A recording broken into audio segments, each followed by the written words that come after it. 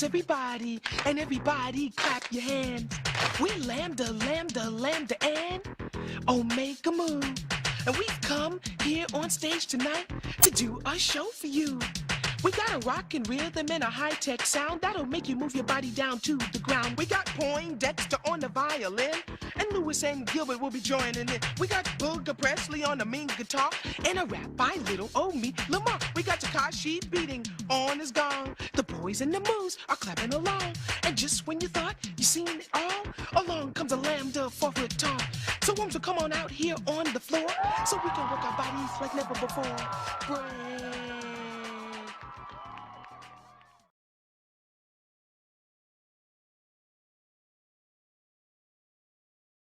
And just like that, we started.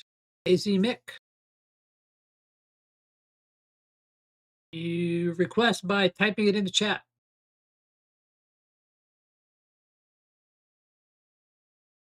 Spreadsheet request button is no longer available. Y'all ruined it for everybody.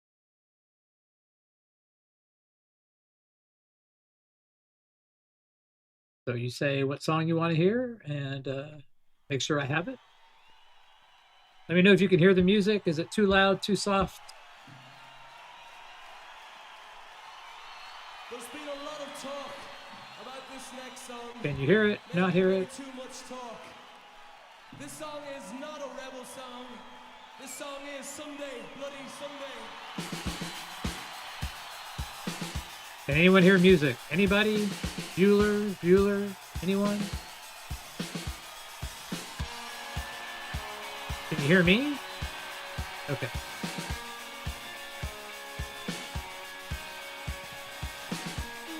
How is it going so far? What did I get for Record Store Day? What did I get?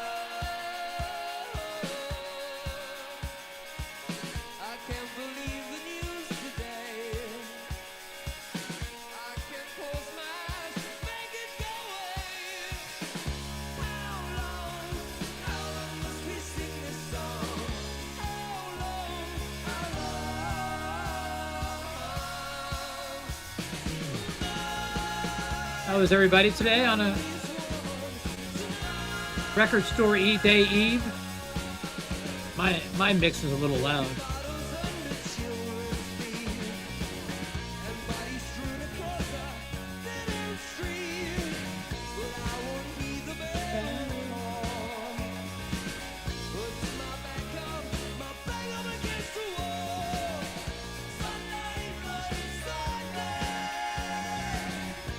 Hey Dorky, doing well?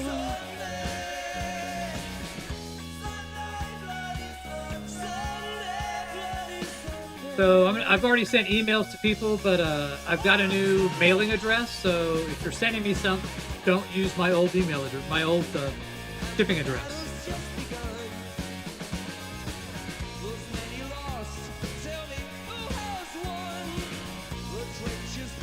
I now have a mailing house like 2 blocks from my house.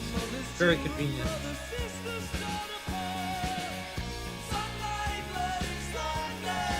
Is that what I got? You're in the future, so what did I get? Let me know.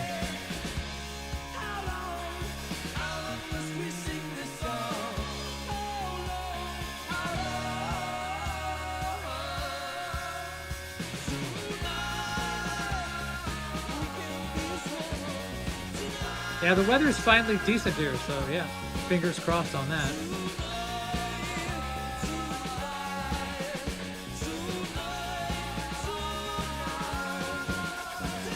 Yeah. Yes, so yeah, I'm trying to get ahead of it so nobody sends me stuff and it ends up in a bad spot, so yeah. What's up, John? Not much. Just getting situated. I wonder if Steve's back and we get an update on I don't think so. I think it ended today. Okay. I've been watching some of that stuff online, not necessarily from Steve, but it looked like a great, fun time. Yeah, I'm curious how it was for him, you know, yeah. Hey, everybody. Revs, panel guy. It's Harry. It's not Steve. Oh, shit. It's only Harry. Shit. How you doing, Harry? Can you hear me okay now? Huh? What? Does it sound? I don't see Harry. I see Harry. Oh, okay. But maybe you should. leave Now and I come see back Harry. into it. No, now I see him. It said offline. Oh wow, that's Oh. weird. It was blank and offline. I just clicked on now, Harry. Hello, No, everybody. Harry's very visible too. All right, maybe it's this. There's a lag on this application. Could be. What's new, everybody? Harry, what are you up to? You going to record store anywhere tomorrow? I am Where are you going? right here in town. Puyallup, small Okay. store. I usually go through the list and tell her the things I would like, and she tries to order them. And if I get, if they're there when I get in the store, then I get them. Yeah. Yeah, I go to a store about 30 miles from here. There's never a line, and I don't really want anything, but I just go there because it's a decent store. But Yeah. I don't even know. I mean, I'll go look through the record store day stuff and see if there's anything I like. But There's only, I think they made a short list. There's not a lot. I want the live Pink Floyd. I want the Dada, Springsteen, Tom Petty, and really those are the four main ones I want. how many of those are live and or picture discs? None All of them picture alive. discs. Bruce is live. Pink Floyd's live. Dada's live. Tom Petty's live. You're right. Yeah. All live. I would like to get that Modern Lovers picture disc though, just because that's such a good album. Yeah. What's it a picture of? Just the first album, Yeah. the logo. Yeah, cover. Yeah. Hey, Oak and Shield, Robert Mitchell, If I see it, I might pick it up. Mick Crank, everybody, Cleveland, Rebs, Every Darren. Everybody but. There you go. What's up, No, Darren? everybody, including everybody. That's John. I don't want to say hi to just everybody. There's a few people out there. I'm just kidding. Oh, it look. is Steve's back. I Yes. thought I thought the cruise was still finishing up today. No, we got in at 7 or 8 this morning, so we got back a couple hours ago. Was Okay. that out of whatever. Florida? What's that? Was that out of Florida? Yeah, it was out of Miami this year. Next year it'll be out of LA. Oh, I But think everybody- one of my friends from Go Open ahead. Mic was on that cruise. What everybody wants to know, Steve, is did you wake up in bed with Tammy down on any of the mornings when you were there? I did not. Okay. Bobby, Don't those So you- people usually end up over the boat? Yeah.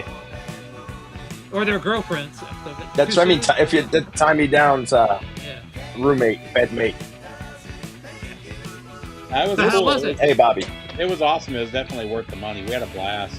I mean, I think we saw 23 or 24 of the shows. Wow. It was a lot. Like you would get one show would end and you'd want to take a break, and another show would start a couple minutes later, So who We really got to- stood out for you? The one that blew me away was The Darkness. I had never even checked Really? them out before. I only knew So a they were- couple songs. Man, Yeah. their live show was killer. Because they were the youngest band on the boat, right? No, there were a couple younger, but there's a band called Nestor that's like younger guys. Oh, I saw. Oh, yeah, I saw that. Yeah. Did you there see was Tuck another Smith? band- What's that? Did you see Tuck Smith?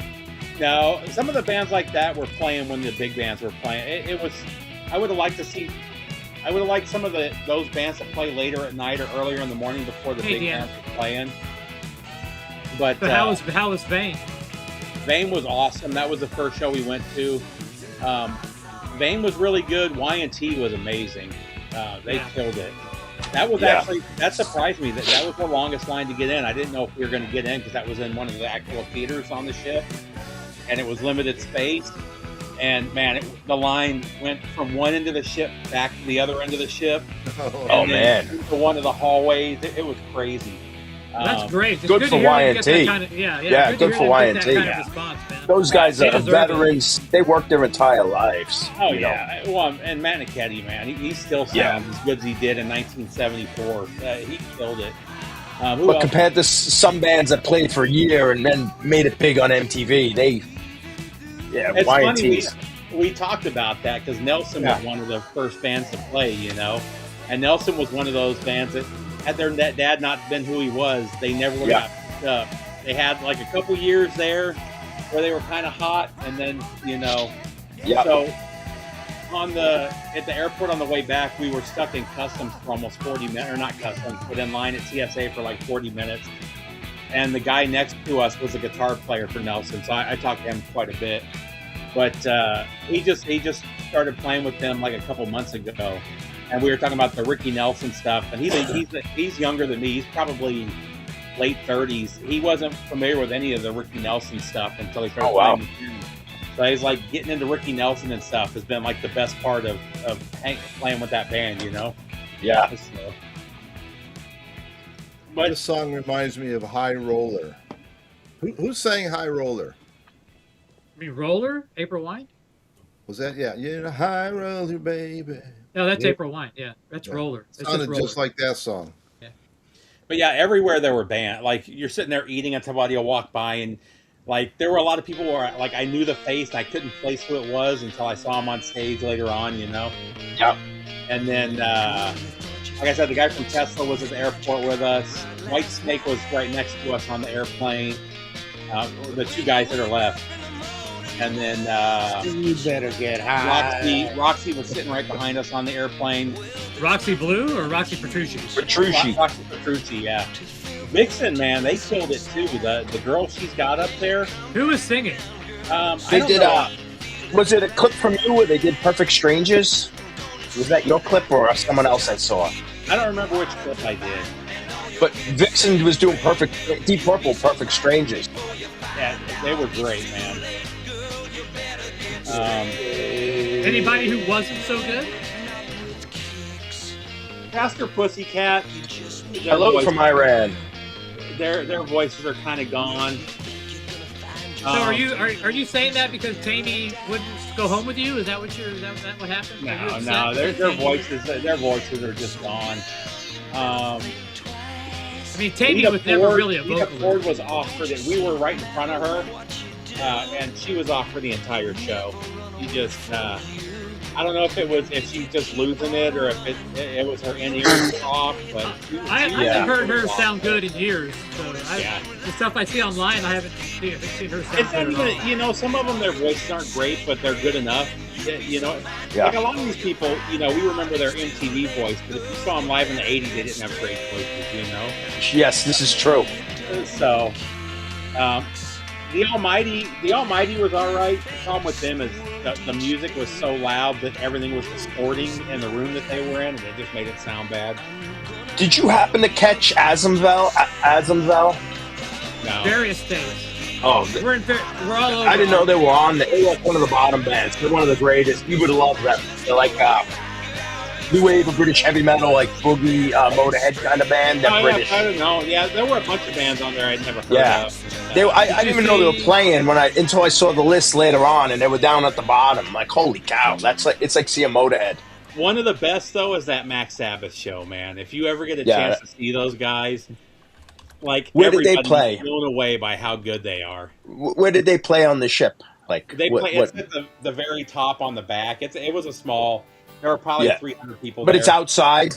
Yeah, it was. Arvin, I'm from California. That's like the best band to sit outside a boat and drinking a beer and like. Canada. Have you seen from Georgia. John is from Boston. Never seen them. I've seen footage of them, but I've never seen them. Yeah, the footage even the footage I took doesn't do it justice how good those guys. And the guitar player is amazing. But they're funny. It's not just funny, the jokes. He's got Ozzy down. Like the way he walks around the stage and his mannerisms are exactly like Ozzy was. And they absolutely kill it. If you ever get a chance to check them out, I don't think it would transfer to their records, but like as a live. What's their name, Steve? What's the name of the band, Steve? It's called Max Sabbath. It's a bunch of guys that dress up as McDonald's characters and play Black Sabbath. And it's hilarious. It's like there's gotta be videos on YouTube. You can look it up on YouTube. Max Sabbath. It's hilarious. I'll write that down. Ozzy right before he died, and Ozzy loved it. Yeah. Yeah, they were really good. This sounds like that. What's that song? What sounds of Midnight Dreary? What the fuck? It sounds like a current. The other one that kind of disappointed me was Black Label song. Society. Yeah. I love Zach Wild, and I don't have it. He did all the songs great, you know. I just never noticed. And maybe it's because he's been doing it for 40 years now. No, it's kind of like a post '90s, maybe a '90s band. Like his Once solos, upon a midnight. his solo stuff, it starts to sound the same throughout songs. You know what I mean? I've seen him enough times. I never liked him. So I mean, I never disliked it, but he never did anything for me. And he just sometimes the fingers, it's just overload. Yeah. Yeah, well, and that's a problem. Like the first couple albums, it was like really good songwriting, and then after that, it became like all about the shred and the, you know. Yeah. And he doesn't play the songs, the really good songs off those first couple records, you know. The best part of him though was doing No More Tears. He did that, and then the Ozzy song it's okay. Everybody's making a big deal about it, but it's just all right. But yeah, it was cool. That's it, Blues Traveler. That's it, exactly. They've already Blues announced a couple people, so next year they've only announced like 15 people, but Tesla will be there, KK's Priest, Winger, LA Guns, Armored Saint, Harem Scarum, Taiketo. Oh, so it's a little more heavy metal almost. Yeah, it seems a little heavier. Babylon AD, Wednesday 13, Shotgun Mistress, I don't know. Did you catch any acoustic sets? I kind of like that idea that some of those guys were doing acoustic sets. No, I wish I had caught the Nelson acoustic set because that is where they do their dad stuff. I told you I saw that Nelson show. They were fantastic. They did the tribute to the father and did like the rockabilly numbers, like the record. Then they did acoustic, like they tell stories, show movies, and then they did their number at the end, acoustic. And I had to give them credit; they were fantastic. Like, one thing that was cool too is they did the keyboard player from Poison and the keyboard player from Vixen did dueling pianos in the bar one night. That was kind of cool too. That's fun. Did you go to the karaoke, the late night karaoke? No, because the late night karaoke was always during shows. Like the one night I wanted to go because there were some big name guys that were going to be there was the same night that Queensryche played, and I wasn't. Okay. I heard Queensryche was really good. I heard they were. I didn't like Queensryche when I saw them a couple years ago. I thought they were kind of just okay, but with the full stage show, dude, they were fantastic. It was great. Did you see Loudness? Yeah. Loudness. That was Akira Takataki. Yeah. Oh, dude, he's amazing. Loudness is funny though. So they've got a Japanese singer again. So whenever he's singing the Japanese written songs, he sounds really good. Because the Japanese cadence and the American cadence are different. So whenever he's singing the American songs, and I'm not saying the English versus Japanese, but the songs that were written by the American singer, he can't get it. It sounds off. But when he's doing the early stuff or the later stuff, it's really good. So it was cool to see him though. So what was the old singer? Minoru, what's his name? Yeah, Minoru was the original singer. It wasn't Minoru? The American guy's name was. Did you catch the London Choir Boys? Yeah, dude. I like because I saw they were the band at the party like before the ship takes off or something. I just saw footage. I'm like, they look great. Like this looks like the party's starting now. You know, they look great. I never because I've got their one record from when they. Yeah, I'm not into them record wise, but his voice now sounds just like Rod Stewart. So it's like a hard rock Rod Stewart. All of his moves are like copied from the Stooges. Stones. Yeah, I love that. It's like a hard rock 1971 is what you're watching with. Some of those sleaze bands can age and keep it going, like in LA Guns or certain bands you can get old and like have that raspy anymore. With that Rod Stewart voice, it didn't matter. That one surprised me how good it was too. Because again, their record, there's like one or two songs I liked on it, and the rest is kind of throwaway. Yeah, but live they were great. So I could have a good time. Straight up British blues stuff. So it was really cool. I could have a good time seeing that band on a boat. Did you see British Lion? I did. Actually, Steve had sent footage on Instagram, and it looked like Steve Harris was 6 feet away from him. Yeah, I actually caught the drum. What kind of merch do they have? Oh, their drummer is the Iron Maiden drummer now. He's the one that took over. So I caught his drumsticks. I got their set list. What kind of merch did they have, Steve? They had a shitload of shirts. They had the whole side of the ship was nothing but shirts. They had albums, but not much signed. The only thing that disappointed me was like they didn't have signing events, which they've done in the past. It was just pictures. In the past, they've done pictures and signatures. Hey, Steve, when you were on that trip, did you get to play any shuffleboard? No. Are they still doing that on Like trip? there was nothing set up like around the pool. They probably do. Because the stage was there. I mean, it was literally any other cruise would bore me now because literally this cruise, from the time you wake up until midnight, there's constant shows going. So you're literally going from one show to the next. You'll get like a 2-hour break where you just put your feet up and relax as much as you can because you're going to be standing up again for 4 more hours. And it's more like, what are you going to miss instead of what are you going to do? So that was the real problem. Like, I really wanted to see Dangerous Toys. Didn't get to see them. Quiet Riot was fantastic. They blew me away how good they are with the current lineup. On these cruise ships, Steve, are you allowed to smoke? On No. the deck you can. Forget them. They're signed. No, you can smoke. Yeah, but they're signed. You're outside, Bobby. Bobby, it's a big ship, and you're outside. It's the size of a small town. And they warn you not to bring any marijuana or vape. They were everywhere, and you can't stop it. You know. I'm out. There ain't going to be no cruise ships unless I buy them. No, you'd get by, Bobby. No, what I'm saying is, it doesn't matter what they say. It's everywhere. Oh, yeah, it's everywhere, and it's international waters, and it doesn't matter. Oh, okay. Yeah. You're not smoking in the restaurant, but the whole thing's outside. I just see Kip Winger in the casino now, so you can buy it in the grocery store and in the corner stores and stuff. So Did you see Kip Winger in the casino? Stops, or was it just strictly sailing and listening to music? No, we stopped in Turks and Caicos, and we stopped in the Dominican Republic. But it rained in Turks and Caicos, right? It rained in both of them. Well, we got about 4 hours on the beach in Turks and Caicos, and then it just started pouring. And we went back to the ship, which was cool. We were back to the ship by 1 when the shows were starting. Same Dominican Republic. There's not much to see there. I don't know if you've ever been to that port. No. I mean, within a couple hours, you've seen all the tourist stuff. We got at one of the bars while it rained, and then we went back and again caught the shows. I got friends that moved down to the Turks and Caicos because they got offered a hell of a lot of money to move down there, right? And it's the guy was telling me I've seen. It's a beautiful beach.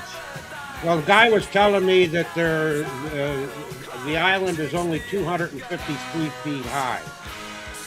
A tidal wave would clean that whole goddamn island. Oh yeah, so Grand Turk, the island where we were on, there's like 30 islands that are part of Turks and Caicos, but the main island that we were on, at the top of the ship, you can see the other side of the island. It's only I was going 1 mile by 4 miles or something like that. It's like Guam. Yeah, no, it's smaller than Guam. I spent a lot of time in Guam. It's smaller than that. But Guam is 20-something miles across. Yeah. It's like 5 miles by 20 or something like that. This was way smaller than that. How was the food? It was pretty good. Booze was crazy expensive. Like $18 a drink, $19 a drink. Yeah. So how many? You couldn't buy an all-inclusive drink package? No, Wow. the drink package they had was like $600. And it was I could drink that and no problem. I could drink 30. I could drink $20 drinks. Yeah, I wasn't drinking that much. There were a couple nights where I put down some whiskeys, but it didn't come out to $600, so I wasn't going to spend. Yeah, you kind of need to pace it. You know, you want to be having fun all the time, but not like. Problem too. A lot of the shows, it would have been cool to be drinking for, but then you'd be too drunk for the next show, type of thing. Yeah, and the next day you're paying for it. You can only party one night, and then. Yeah, but that's what rock concerts is all about, paying for. Yeah, but you don't want to. Yes, but like if it's something that's going on all the time, it's like a 3-ring circus. You want to catch as much as you can. You know, you could drink. Steve wants to get drunk. He can get drunk right now. But he's not going to miss $500 Yeah, I worth mean, you got to of think, Bobby, concerts. it's literally 12 hours of concerts for 5 straight days. And we're older. We're not 25, so Yeah. you don't need to get trashed. It's fun to get trashed, but not if you got to. You lose 12 hours in Yeah, the next most of day the of time a I'm trying to vacation. think. 5 days. I've been on. We're going streaking in the for 3 quad. days, Let's go.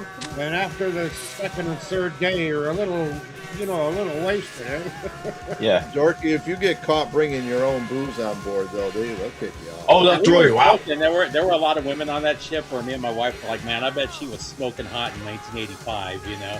Yes. Not so much today. Man, and there must have been $1 billion of plastic surgery on that ship. Especially And the musicians. We're talking the wives. bands and the Yeah. bands. Oh, yeah, I didn't even think about the band. I'm just talking about the women. Oh, my God. It was...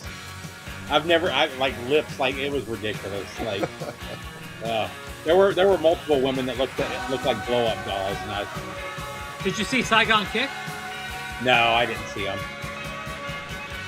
Some of them, too, it was really weird. Like, Faster Pussycat, they had playing in one of the smaller rooms, and it was so overflowing there were people in the...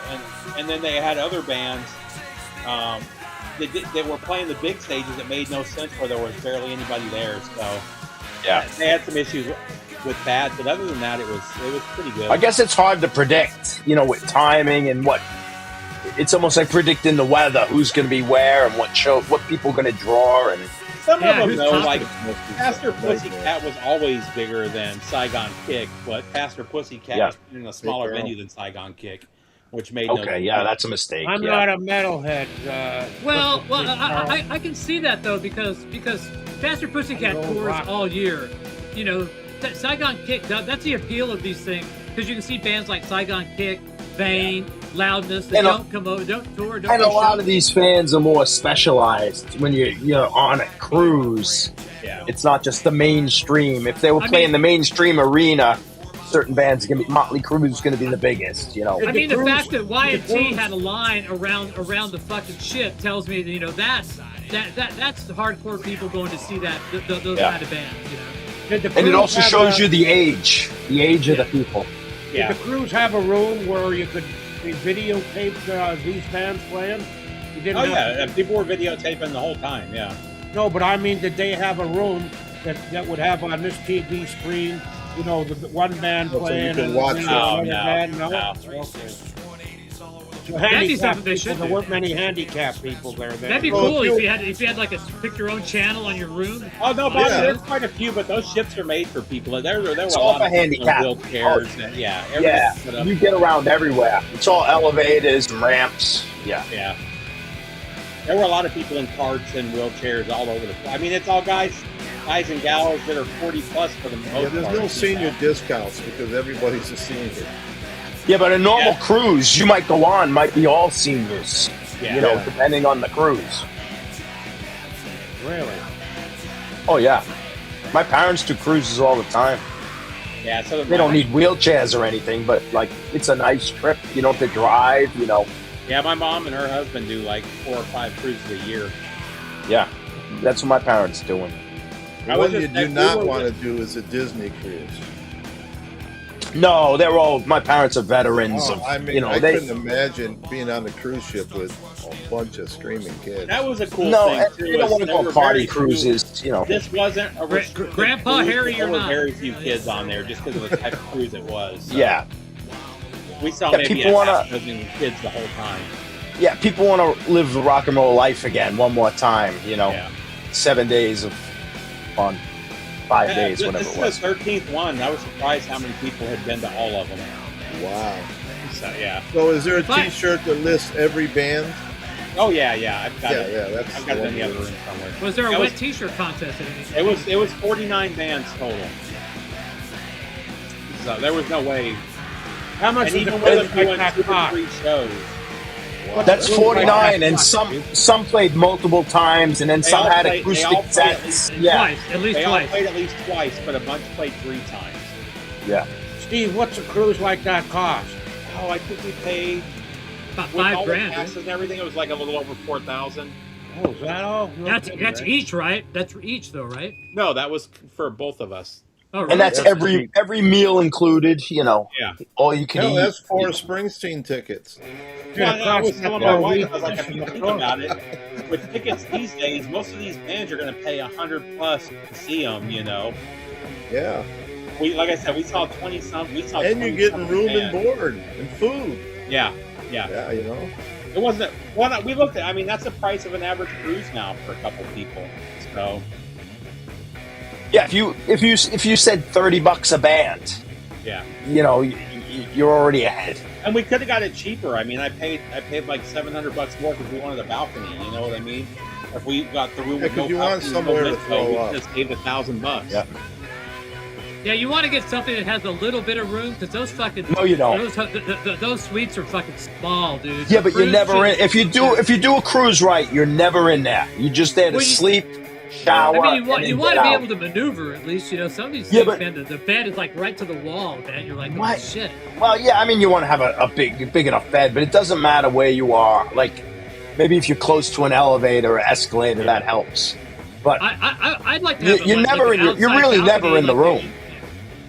And they did Unless some cool stuff. I don't know where I put them. They might still be packed, but they did. They made custom Pokemon cards for like all the different bands, and they would like hide them throughout the ship. So you'd be walking by and find random cards. And That's cool. they did rubber duckies. If you found a rubber ducky, you'd be put in.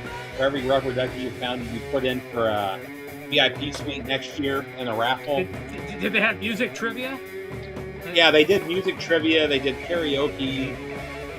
they had They had a shredding guitar, like Yeah, they had a shredding guitar shredders for the audience, and then like celebrity judges. Eddie Trunk was doing his show live from the Yeah, ship I heard every it. day. Yeah, that was cool. Did they have a casino? Neil Zolflower was there. Remember the photographer from Yeah. Parader and Circus? Yeah, there was Neil another Zolflower. There were like 2 or 3 like big name metal photographers there. One of the guys was selling his photos. His photos sell for like $1,500. He did a lot of the famous Ozzy photos. It might be the guy you're talking about. Yeah, I saw. He was like, it was Finn Costello, him. Like there was like 3 or 4 that were in all the Hit Parader Circus. Yeah, it was pretty fun. It was funny seeing they had some of the young kid influencers that are. I guess there's 2 brothers that are like do the 80s metal. Oh, I saw them. Yeah. They kept coming up because I was looking at the. Once you hit Monsters of Rock, and then like the feed starts getting, I kept seeing them come up. So they're everywhere, and there's a young girl who's like 22 that does something leather, Heather Leather, maybe. Heather Leather. But yeah, she was actually really authentic. Like the 2 boys were kind of the gimmicky side, you know what I mean? Whereas the stuff she was wearing was like legit what you would see from some of the video chicks back in the 80s. They did some auctions that were kind of mediocre. Was there a casino on board? Oh yeah, I'm not a gambler, but there's always a casino on those ships. Kip Winger would be in the casino. He'll be on the next show. Sebastian Bach pissed me off, dude. Yeah. So he wasn't Did even he there. play? Did he play, or was he just walking No. around celebrity? No, he was doing art. He was doing art. Yeah, he was selling art. He's got a huge art collection, I guess. And we looked at the art. His dad's an artist. It was nothing special. I mean, it was like not like. Yeah, was but it's just a celebrity $7,000 and we're walking like, around. Really? That's like a $50 painting. You know what I mean? Yeah. It was a lot of that, you know, or like the what do they call it? Like the refractor pictures Oh yeah. of like the metal guys. It was some of it was like really cheesy. You're like, really $3,000 for that? But I don't remember who we were supposed to. It might have been Dangerous Toys. We had scheduled our dinner because they do a romance package where you get a bunch of side benefits and you can do a couple nights in the high end restaurants. So one of the nights we went to this really good steakhouse, and we got there, and his wife and his kid walked in right before we did, and then a group of like 30 people from the different bands all came in right behind him. So we sat there for an hour waiting for our food because they were prioritizing all. Yep. You know, I was like, oh, what a douchebag. There's my coaster. He was like complaining about it, you know. What was the ship you were on? The Norwegian Joy.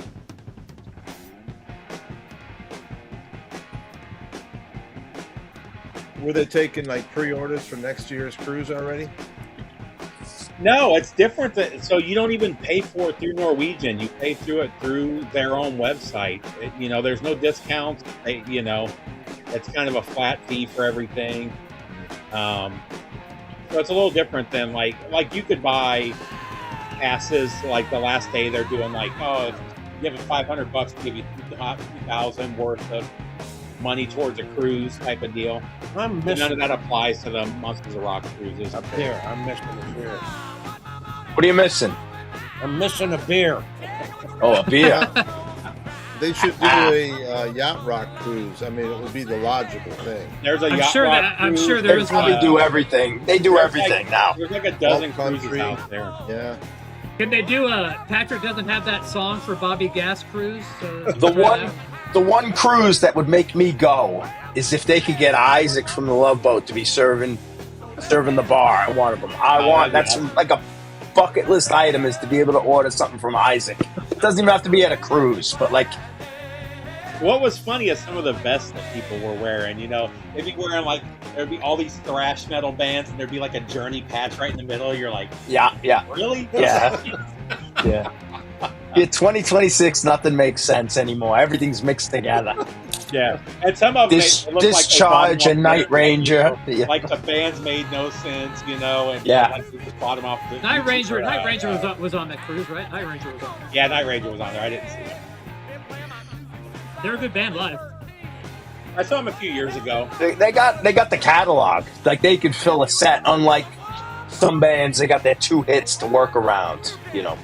They've got. When I saw them a couple years ago, the songs that are sung by the drummer are the ones that seem to be the better songs. I saw them like 5 or 6 years ago. Yeah, I like this song a lot. I said, hey, I don't play this song ever, so yeah.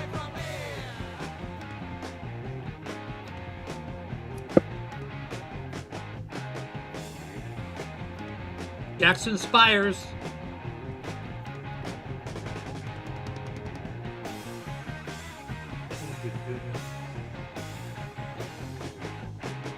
So is there anything I should be looking for at Record Store Day? I don't know shit about what's going on. The only thing I care about is the hidden treasures from Megadeth. Well, you gotta look for that. Yes, Tales from Topographic Ocean live.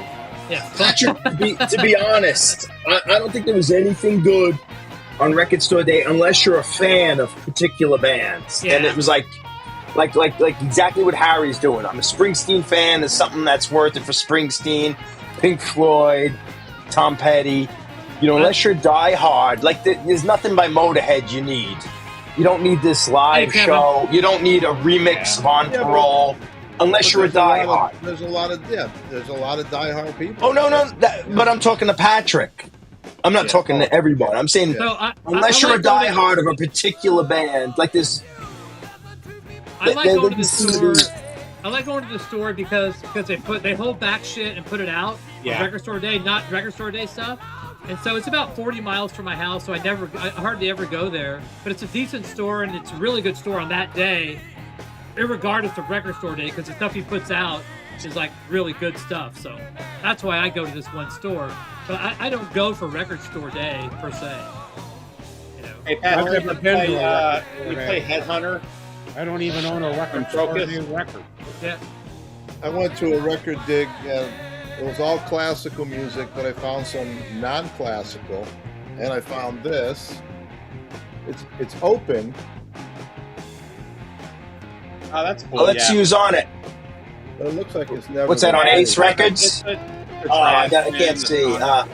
Surfing Bird. Let's see. Well, Surfing Link Bird. Ray, It's got I the see Sonics, Link Ray Dick there. Taylor, Link Ray, Strangers, Bob Froggy Landers. Oh, okay. It's the roots of psychobilly. I got it. Yeah. Yeah, and then this one too, and this one's still sealed. Oh, that's famous comp. Yeah, I have the OG of that. That's famous. Now this is what volume? Is this a That's the different first volume? one. No, that's just Rockabilly Psychosis from the Garage. That was just a comp that came out. It had early psychobilly bands and some original tracks mixed together because there wasn't enough tracks at the time. Okay. So like the Sonics are on that. Maybe Tav Falco from the late 70s. It was weird to find this with all the classical music though. What year is that Thin Lizzy live? Is it like the John Sykes era? Is it, It's what from year the is it's that? from one of the box. So the box sets they've been releasing. From the Live and Dangerous, the Live and Dangerous. Yeah, box set? they're releasing all the individual shows from the Live and Dangerous box set, and also I don't know if they've done Live Life yet, but they're supposed to be good doing all of those too. See, I used to buy everything Neil Young put out. I'm not buying this record store re-release. There's a lot of stuff I'm not buying anymore. So I literally look across to the right, and I've got like those official release series box sets. It's like 4 of them. And I'm like looking at that one. I'm like going, I don't think I've ever even listened to that son of a bitch. Ever play it, yeah. So I said, okay. I pulled it out. I put this on. And I was like going, I liked it. This was good. I liked this a lot. So I was like going, oh, wow, I actually like this. So. Yeah, but are you ever going to listen to it again now that you listened to it once? Yeah, I mean, this song, yeah, this was good. I ripped it, and I thought it came out well, and I liked the sound of it. I thought, I don't know anything about the history of this EP or whatever, but yeah, I thought it was good. And I'm not a big Neil Young guy. But speaking of Psychobilly, there is it's really unnecessary, but there's Media's greatest hits of just the 80s stuff, which is a nice record for someone who doesn't know the Media's, but there's got to be at least 8 comps put out by them already, but if you've never had any Media's, it's a nice one-off record, I guess.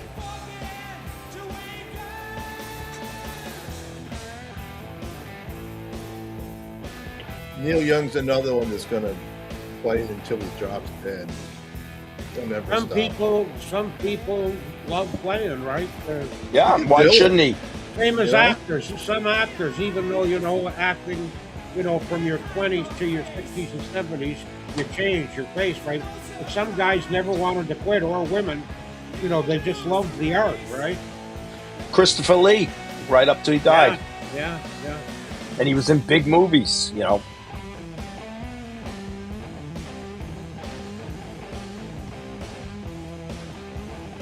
Edward G. Robinson, right up to the day he died, he was acting, right? He was doing plays later on, and that's tough plays instead of... What was it? Soylent Green was his last movie, I think? I wouldn't remember. Might be Soylent Green. Spoiler alert. I haven't seen it yet. Spoiler alert. I won't tell you. I won't tell you. There's a difference between wanting to keep working and needing to keep working. I could just spoil every Charlton Heston movie. He dies at the end in some dramatic scene, whether it's El Cid, where they put him on the horse dead. No, he doesn't. He doesn't on Planet of the Apes. He doesn't. Sure, die. he does. He doesn't die. No, the second one. Sorry, okay. You're right. It's the second one where he's bloody and he blows up the earth. That's what about The Swimmer? Wasn't he in The Swimmer? I've never seen The Swimmer. I don't know. I guess he did land the plane, though. The plane. What was it? Airport. No. The Swimmer was this guy that was going through Omega Man. Pool to pool. He That was a horrible movie. I mean, it was a horrible movie. It was a strange movie. It was horrible. Mark says it was a cool movie.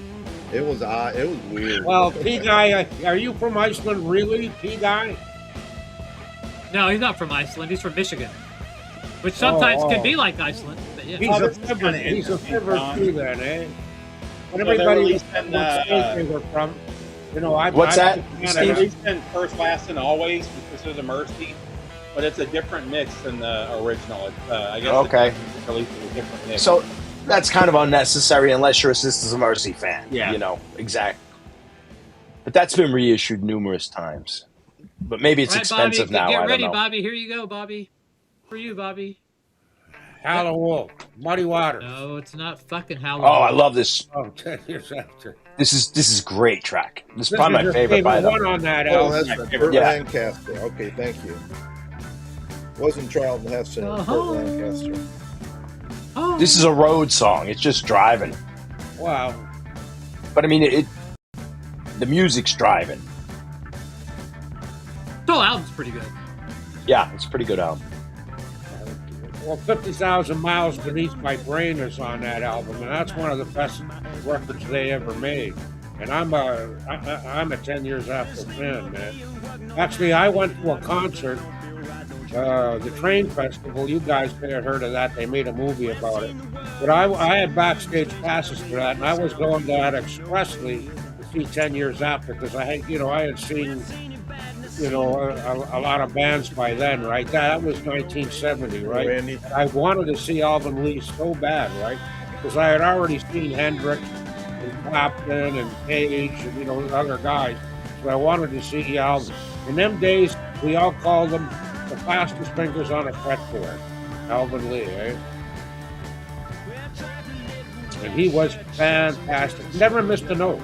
I mean, every other great guitar player, you see, they miss the odd note, but he never missed a note. Randy would make a good librarian or kindergarten teacher. He'd make a good librarian in Ghostbusters. Randy goes into the bar, like it's all these bikers, everyone's at the bar. He's like, I gotta hear my song. I put my 50 cents in the jukebox. You guys mind keeping it down? Yeah. So is it called The Swimmer? Shut or up! Something else. Not the Swimmer, I think. Okay.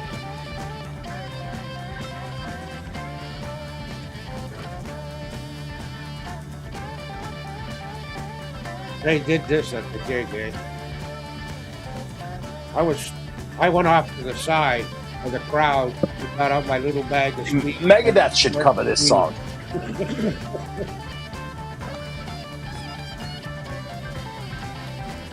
That was to come down from the ass and all the hash I was smoking. Cripple Creek, I imagine that was just like unreleased songs, the Megadeth album, right? Alternate takes and stuff. Hidden Treasures. Yeah. Yeah, it's all the covers that they had done throughout the year. Oh, okay. Covers. B-sides and That's a good one. Oh, I never heard that one. That's good. Geez, if you can play 50,000 Miles Beneath My Brain off of this album. It's slow at first, but when he gets rolling, Jesus Christ.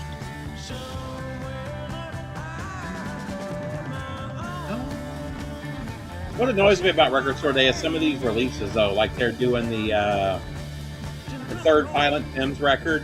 You can buy that for under $20 in just about any record store out there, and it'll be like a $40 record. You know? The first one? No, it's a record. later one. Everything after the first one's expensive as shit. The other ones I see all the time. Yeah. They're reissuing Mama Cass for crying out loud. The ones like the pink cover or whatever. Yeah, they're like the cover. rainbow kind of thing behind her. I was like when they did. Harry was the probably most bought them, but talented when they in did that- all the in that band. Springsteen records a couple years, like 10 years ago, they did all the Which one? Springsteen records for like $40, and you could get all of them for under $10 at the time. You know. I bought the box because it came in a box set. I bought Yeah. both boxes. There was like a Blasters record, Harry. It was like alternate takes, and it was like it just seems so unnecessary. You could buy the whole catalog for $40. As much as I love the Blasters, Yeah. I'm not gonna buy it. Yeah, it's like I'm a Blasters fan. You're a Blasters fan, but like I'm not craving to hear an alternate take of Marie Marie. Those Like, are no. $3 records, man. Those you are could not get their expensive whole records. catalog for under $40, and it's a That's nice like Rod Stewart. nice They're doing, catalog. one of his records from like 75 or 76, they're doing alternate takes. That's not the alternate takes of Him I Want. I want Yeah. like 71, 70, Yeah. you know? That would be interesting, but Yeah, Alcatraz, No Parole. I saw that. That's a decent record to be. I have no problem with that. There was a Camper von Beethoven, which seemed like a nice release. Buying that record for $12, $13 now, you know? Alcatraz has never been expensive. I remember when that was a $5 record for like Yeah, 30 that years. was that was common. Like it sold enough, so it was around. No Parole's and been Alcohol- been a and fairly Alcatraz expensive Live. record here. No What about Parole's the been a Misfits? pretty Are you getting expensive that? record. I've already got an original of the Misfits, but That's That's a good record to release because that was like the CD era. Yeah, the Famous Monsters. Thanks, It got Patrick. released. I really like What? it too. A lot of people don't, but I liked Michael Graves. I thought he was a good singer. But like they're doing a box set of the first solo Crosby, Stills and Nash. Those are, except for the David Crosby, those are $5 records. Yeah. And they sound good, and they're usually clean. What, Crosby, Stills, and Nash? Their first solo records, each one of them.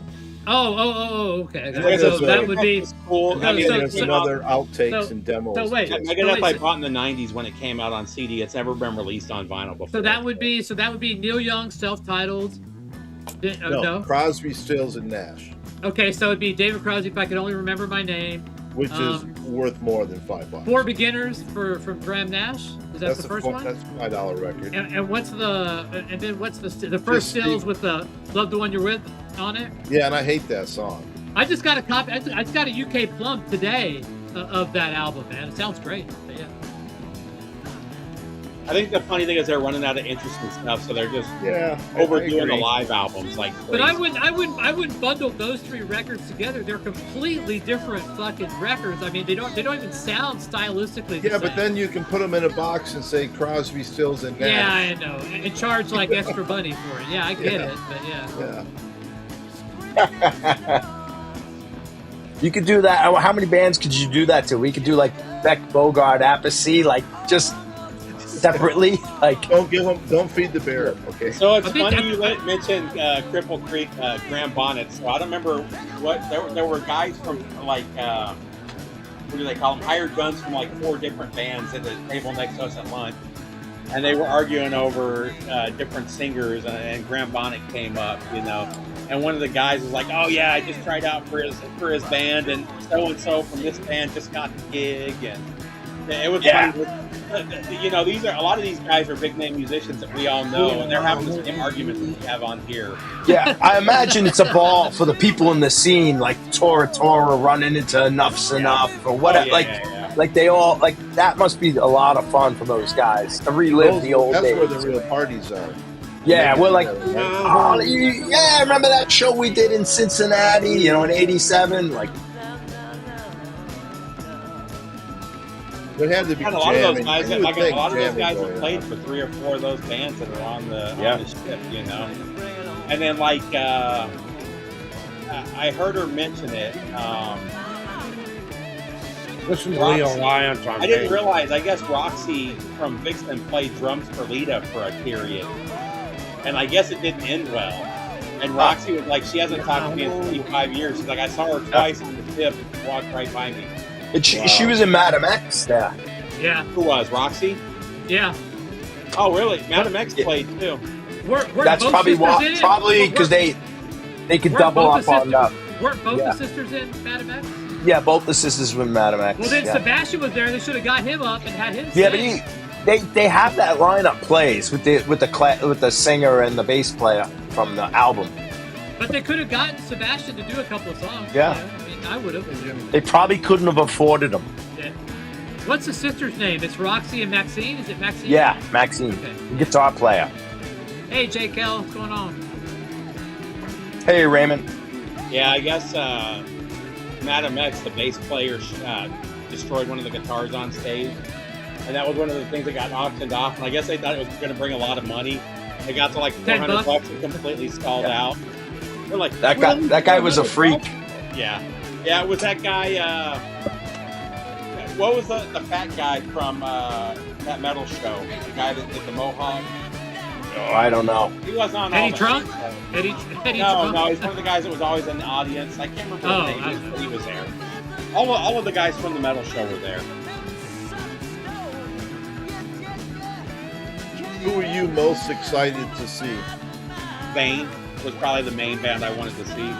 I've seen a lot of those bands over the years, you know. Did you take any video of Vane? Did you take any quick video, like pictures? Yeah, I put up 2 videos on my Instagram. I'll have to go look. Yeah. The Steve Harris video is amazing. Like it's like. Yeah, we were in the front. We were like there was like one lady in front of us. I showed it to Sarah. I'm like, even if you paid $1,000 for front row of Maiden, you wouldn't have been that close. And now you got 2 members of Maiden on the stage there. But the problem is, I don't think British Lions is good. It's more no. metal. They don't do a single Iron Maiden song either. And to make it worse, his bass was cranked all the way up, louder than anything, and you can hear it in the videos. Yeah, who's gonna tell Steve Harris to turn down? And it destroys the whole show, you know. We think you might want to turn down Steve. Because he's got that really bouncy kind of bass, you know, and it kills the whole thing. Yeah, he doesn't play bass; he plays guitar. You know, he's Well, Bad, let's I mean, see. he's got- Harry will say Springsteen. John will say Bowie. I'll say Prince. Bobby will say Bowie, and Steve Bobby will will probably say, say. man, none of them. Steve will probably say Bowie. I would guess. So yeah. People say Bowie. I'm not a big Springsteen fan. I like his greatest hits type of deal. Prince and Bowie both, I'm good with like a nice box. Prince, I think Purple Rain is one of the best records ever released, but the rest of his catalog is kind of hit or miss. The galloping bass, man. There was a good interview that with Eddie Trunk with Steve Harris. He was the first interview he did on the show. It was like 40 minutes. Like it was a pretty good interview. He pretty much didn't pull any punches. He's like he basically said, I'm in charge and that's how it is. So he was asking him like, well, when you're writing a song with Bruce, he didn't want to sing that. He's like going, Bruce usually comes around to my way of thinking, kind of like, I'm the boss, man, and whatever I say. He hired them. Like you're the boss. You hired these guys. They had the tryout for you. Yeah. You had the name, you had the band, the gigs, Well, I don't think the people record, realize the record contract. every position was replaced like 3 times before the first record. And throughout the career, I mean, there's very few people that have been there for a long time. Only Dave Murray, and he wasn't. He came a little later, but only Dave Murray. Even Adrian, who's probably the most important thing that was added to that band. Yep. He came and gone throughout the years too. Okay, Randy. Don't poke Boy, the bear. now you're fucking gonna. So I saw a good band last night. Randy, I saw a good band. That Steve might like them too. They were like a rock and roll band, but they were very kind of like the Ramones, except if they were a roots band and good songwriter, catchy songs, but not quite power pop, but catchy. It was, Harry, are you offended that John said that Steve and Randy would like it, but nobody else would? It's like no. They were good band. They called the Slovenes, SLEEVEENS. Yeah, I don't like good bands, and neither does Harry. Or No. Good bands. No, but it's just more their style. I think you would enjoy it, but it's like they're a Nashville band, but the singer's from Ireland, and I think one of the guys is from Baton Rouge. But they were it was like a pub rock version of the Ramones meets the Real Kids kind of songs. It was very good. So this is another band to me is like very underrated. If you get a chance to see the Darkness live, though, like I even listened to one of their records on the way home from the airport today, and I'm still not a big fan of their records. Yeah, they were big for a minute. Man, their live show, I've seen a couple of their live videos, man. They're actually, you're right. I mean, he's a great front man. Not just that, like he'll go into these, like he'll just start ripping. He's a good guitar player. Some really killer British blues, and the band just kicks in, and they'll do like 30 or 40 seconds of like traditional British blues, and it was really. I'm always mad when you're around, Randy. So David Donnelly apparently is best friends with his brother, who's a rhythm guitar player. So, I think David's played with them. The whole band was fan. I mean, they were locked in. They were one of the best. Like, man, they were. Bobby, did you see bass Wishbone player was Ash? only like 27 or 28 years old, and man, he was one of the best bass players on the boat. Did you see Wishbone Ash, Bobby, or no? Yeah, I seen Wishbone. It was either 70 or 71. Okay, well, I think this is better than Cricklewood Green, honestly. So yeah, just my opinion. Well, they were good, but live, Alvin Lee, he's the whole show. Wishbone Ash wasn't consistent though. Like this album is fantastic. Argus is great. And then it goes boom. And then it goes bam. Yeah, I get it. Yeah. They didn't have the look though on stage. They didn't have the look. 10 years after is actually the same trajectory. You got a couple of great albums, and then it just kind of goes okay. Well, you have your whole life to write your first songs for your first couple of albums, and then it's like, what do you do? Yeah, but even the early 10 years after, a hit or miss, they're almost like a psych band. Like before they got the bluesiness, they're weird. They're kind of weird. Well, that's because Alvin Lee, he was a jazz guy. Alvin Lee, he loved jazz, right? And then the biggest hit sounds nothing like the other stuff. I want to change the world. I'd love to change the world. Yeah, that was the radio hit, and that's not like anything else they do. No. That one right there. That's a white label promo, by the way. Love to change. I never seen it.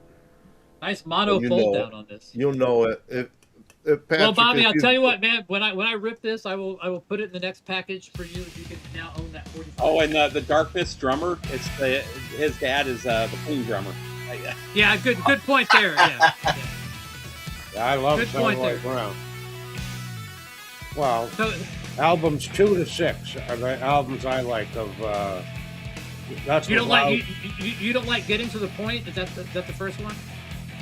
Well, it's not as good as when the later albums, right?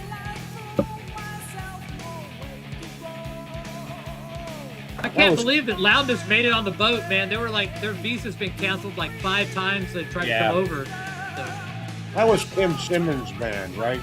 He was Yeah. the lead guitar player, and also Roger Earl was in that he band. had to play what he wanted. You had to hear Kim in the song. He's like the Stan Webb of Chicken Shack, you know.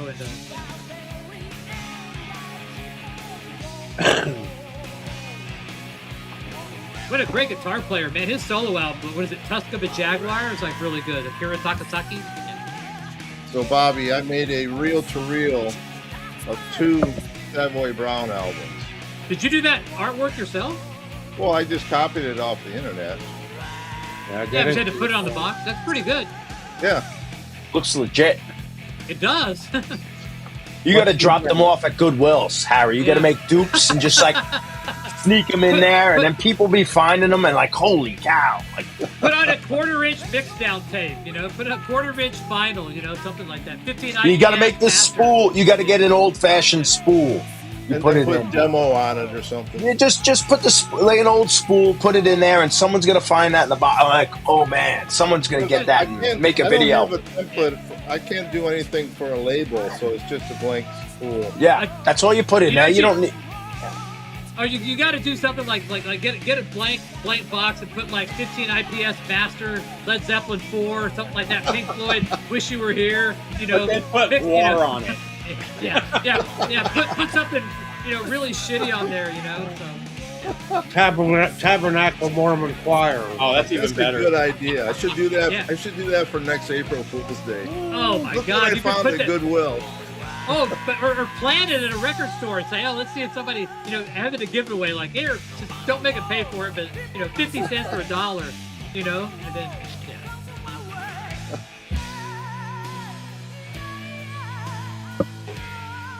Is this Actually- is this on the first album? Is this like on the Japanese only album that they did, this song? No, this was Thunder in the East, wasn't it? Yeah, this is what? like the middle era.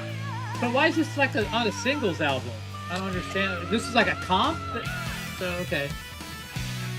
This must be a comp. Did you send me a Road Racer comp, John? No, I never sent you any Loudness.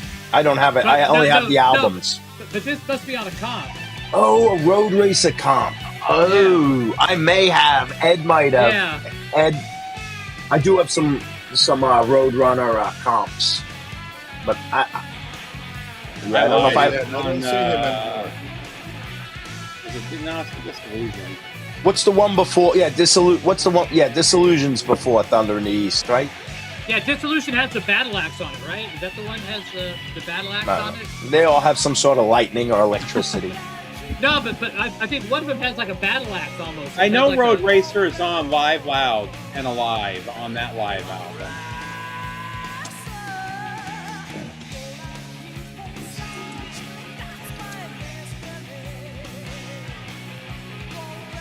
So the name of the Devil of the Soldier, it's not on that. comp, the name of the comp is called the Singles Album by Soft Road. So various artists. So it might not be Road Racer's the song. That's Killer Bees there, isn't it? John? Hold on. What's They that? would do some that crazy Killer stuff Bees? too. So like, No. there were a couple songs that were on multiple albums too. Oh, it's on a Music for Nations comp. Oh, okay. I know it's on Live Loud and Alive, which Yeah, was it's one of their popular live albums. It's a double album Music for Nations comp. Looks like it's pretty good. It's got Rogue Mail, Exciter. I was surprised though; they only did one song from Thunder in the East, And then they did, what's the one after that? Something Lightning. One song off of that. A lot of it was the early stuff, which was cool. I heard Minoru was singing on that one, but I guess that he wasn't singing. I'll show my Loudness records, just, and they're not in order. I just messed them up. What's this? Laura the Devil's Land. Minoru is singing for him again. Okay. Thunder in the East. This was the big one. Yeah. Lightning Strikes. That's the one. There was one song off. Oh, I actually have 2 Lightning Strikes. I didn't realize that. Disillusion. There's the one. That's the one of the early ones. And this is a 12-inch, I think. I don't know what this is. Gotta Fight, Odin. Yeah, I like and this a lot. Flesh Out. That's it. That's all I have. I've got a bunch. I've probably got. I've been working through your 45s this week. Devil Soldier. That's where it is. And then Devil Soldier, I have that That's one. the Battle Axe one. That's the Yeah, logo. The logo was kind of a Battle Axe. Yeah, there's no lightning on this. Yeah. That was Japanese only, though, wasn't it? Oh, I can't remember. I can't remember them. He's been back with them since like 2000, 2001, Patrick. Okay, I thought so. Well, like I said, the stuff that he wrote sounds good, but the stuff that was weird, I can't remember what the American guy's name was that sang for him. I'm just shocked they made it onto the fucking boat, man, because they were saying a lot of couldn't people get on. They didn't think they were going to make it. I'm like living vicariously through Steve's experience on this boat. You know, so it's like That was another one. That's who I was excited to see. I was really excited to see Loudness because I've been a fan of them since like '85. That's the cool thing about this thing. It's like all these bands that never come here that you're going to see, you'll only see them on the Monsters of Rock or that one show. Eddie Trunk was like, I've never seen. He had never seen Vane live. Like he was like super excited about that one. That's all. And he even like worked for nice fucking boy, Megaforce and Island, you know. So it's like he's a huge Vane fan. Yeah. How big was their crowd? How big was their I'm crowd? not sure what her name is, but his guitar player is really good too. So how many people were at the Vane show that you saw? It was quite a few. I mean, there were probably a couple hundred people there. It was a small venue, but there were a couple hundred people shoved into that little area. Were they selling any like merch like vinyl or anything at that? There were a lot of shirts. There was a little bit of vinyl, but none of it was signed. It was just like, and it was like the It's a band missed opportunity. Yeah. I mean, the Vane vinyl would have been great because it's impossible to find, man. It was just they did the No Respect shirt. They did have some cool shirts that had on the back it said Monsters of Rock cruise as opposed to like the dates and stuff. So that was some pretty cool stuff. I think you've been. You would have thought they would have done. Have you heard this? Have you heard this? Signed. I heard the 2 songs of it that they played, and they were both pretty good.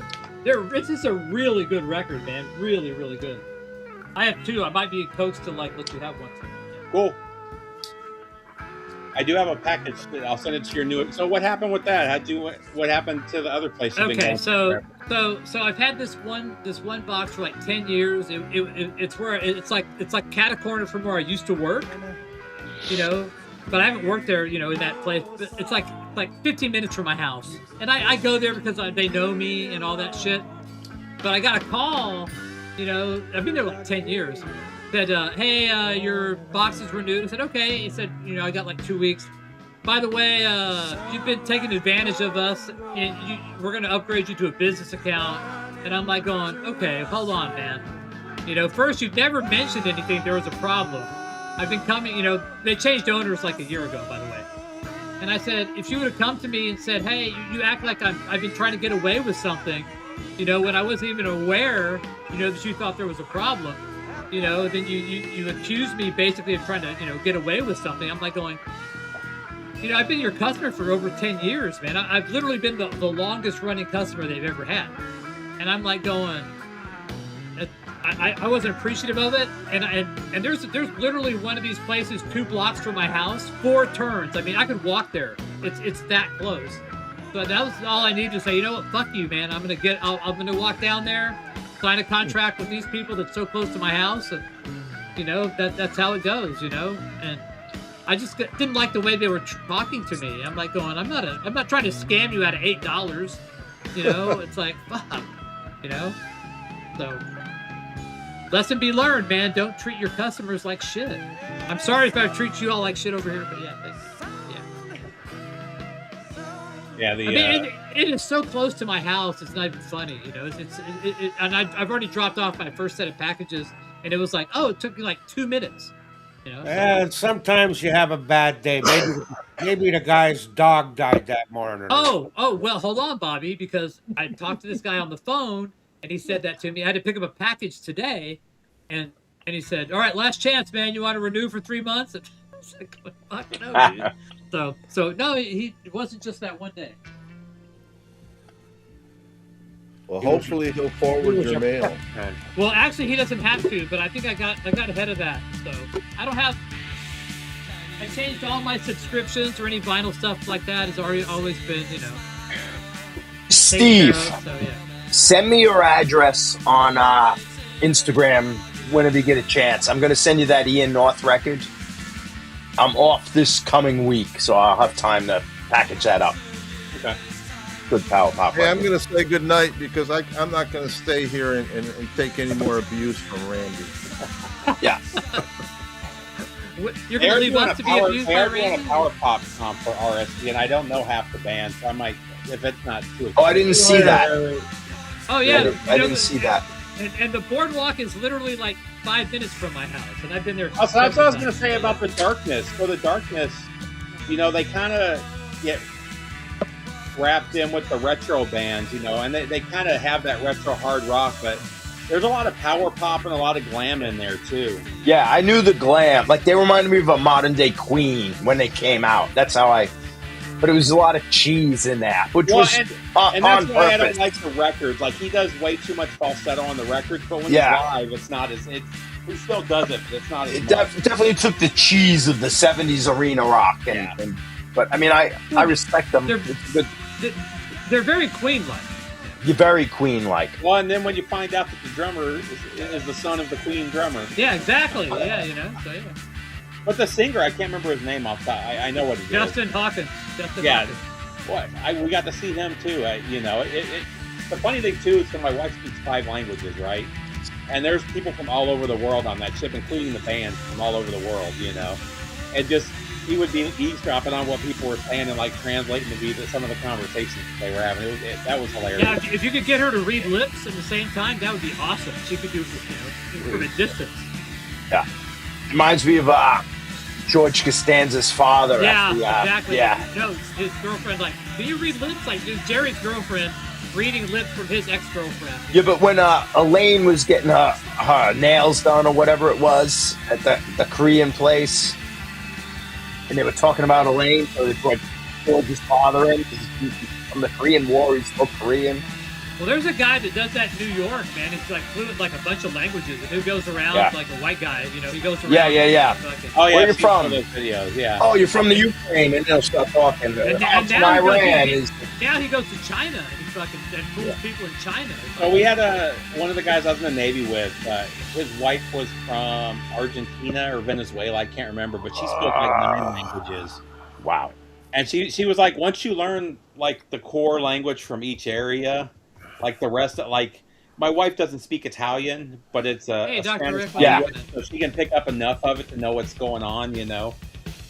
So a lot of it's picking up one core language, and then you can pick up like 30 other languages around it. I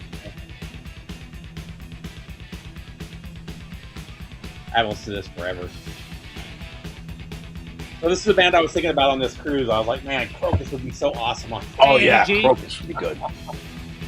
Because they were big enough in America. Like, yeah. They had a handful of hits. They had more hits than a lot of those bands did. Loudness. They were just early. They were in that rat era. Like, they were early and didn't make it past the hump. Mark Storace. And Christian Vanda, whatever. Van Herb, right? Van Herb. This guy should have.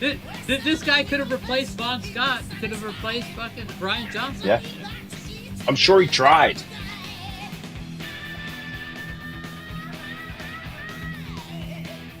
Good riff. So have you heard the new Metal Church yet? Not me. No. Everybody online is saying how great it is. I think it's pretty mediocre. Who's singing for them?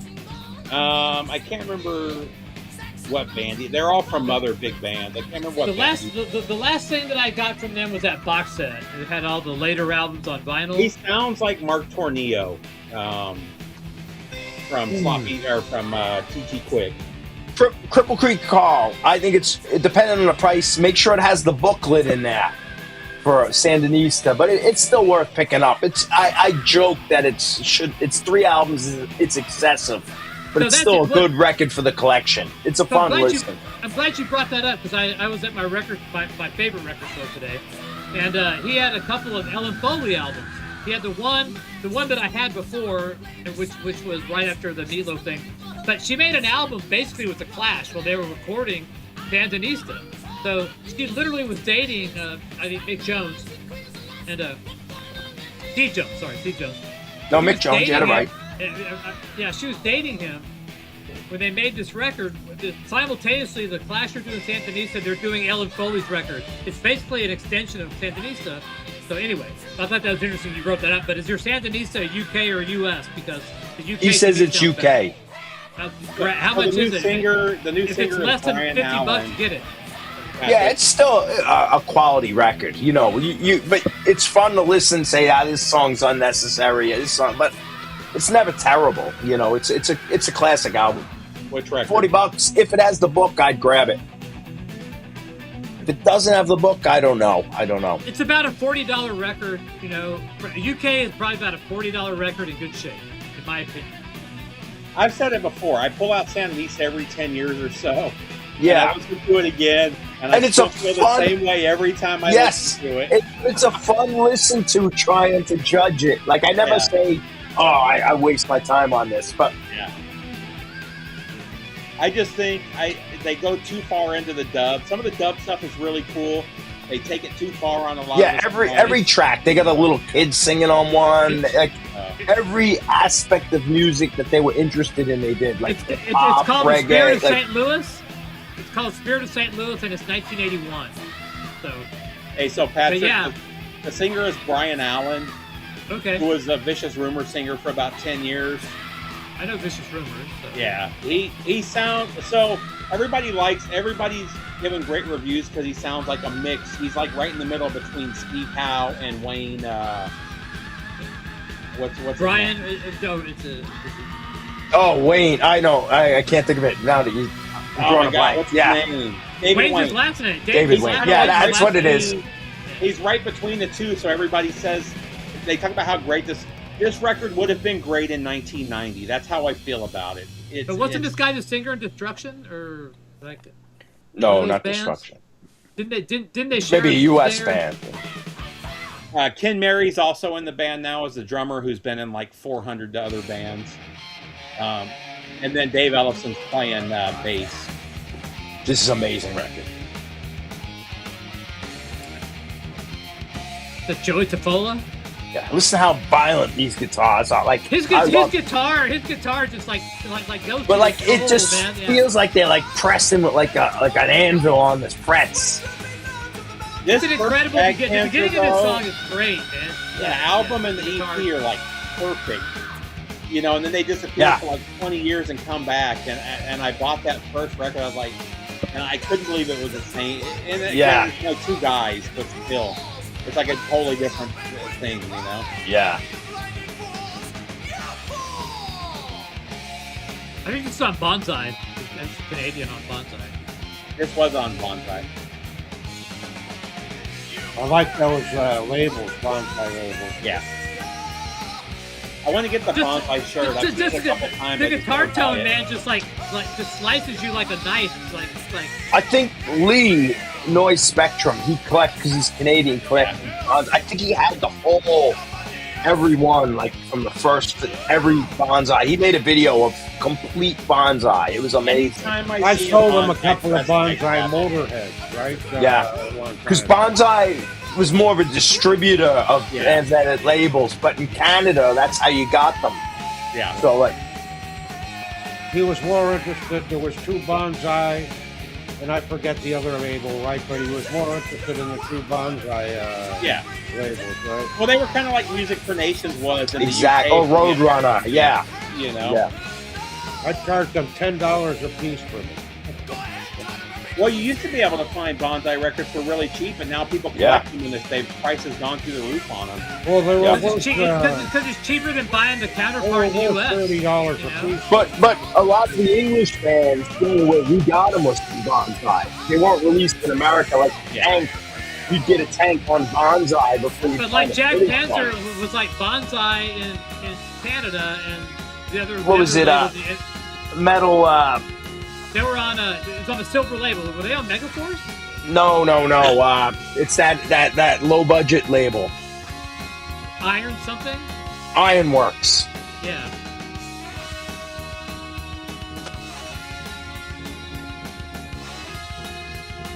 So ample discussion. Ironworks goes for US, goes for First Press, goes. But for Ironworks $80. Ironworks were already doing the exploitation thing. They would do different covers because their catalog was small, but then they do picture discs, different covers, re-releases. They kept milking their like 5 artists. Although now, man, the Ironworks is like the bonsai is like $120, and the Ironworks is cheaper. So it's flipped. Depends what Ironworks. A lot better. Yeah, she owed Epic another album. And like I said, man, this is basically a Clash album with her singing.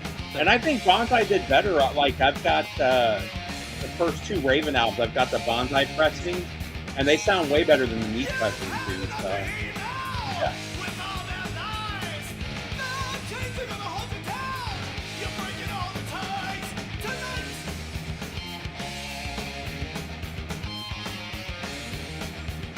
This is U.S. metal. This is.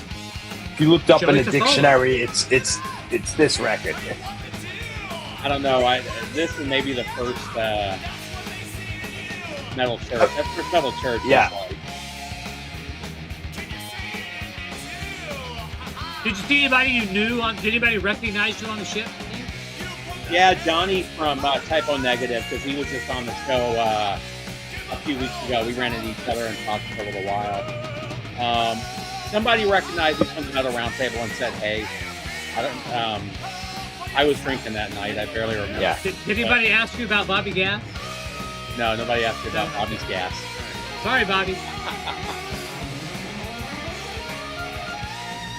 Big fish in a small pond. Well, Toronto's a pretty big pond. Yeah. Well, So would you do it again, Steve? I actually had a. Yeah, I want to do it again next year. Did your wife have a good time? Yeah. She doesn't want to do it. She said she doesn't want it, but I guarantee if I get finished, she had a good time. I think I would have enjoyed this year's lineup more than next year's lineup. I've listened to what they've only announced the bands you were naming off. Bands. Yeah, I know, but I'm like, none of those grabbed me. Like, yeah, but you know what? I'm not grabbed by most of those bands, but I think I just would have had a good time. You know. And like I said, a lot of those bands, I would never buy the record. You know. I don't own a Great White record, but man, they were great. I called my son the other day and I said, "Hey, man," I asked him if he wanted to go. My wife would never go on this, but I think my son might go with me next year. So well, like I said, next year it's cruising out of LA. I know, so it's perfect. I can drive down there. I can go hit record stores. I can go early, but, come back, and LA drive home. Guns are still great live. Armored Saint they just have a new album that came out that sounds really good. That's, you know. But if the atmosphere is good, it doesn't matter. Like, yeah, and that was having a good. You know, you had a bunch of drunk metalheads. There was no fighting. I didn't see it. Yeah. The only thing I almost got in a fight with a guy. There was some asshole Sebastian Bach was at the front of every show with a fucking selfie stick and his yeah. 4 feet above him. And my wife was like calming me down. I almost lost it on this guy. Other than that, it was pretty smooth, you know. And with as many people on the ship, like the places were never too crowded.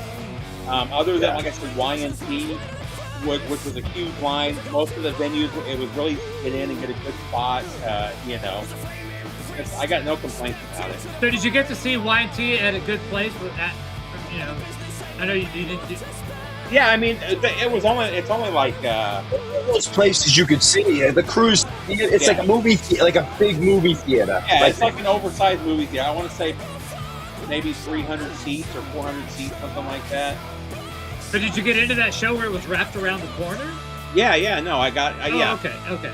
And we we went to the outside of the seats, and we had a really good seat. I mean, I put the video up. You can see we were in the good. So, is that the biggest venue on the ship? Or what's the biggest? Probably room on the outside. ship? Yeah, the main deck, the pool deck.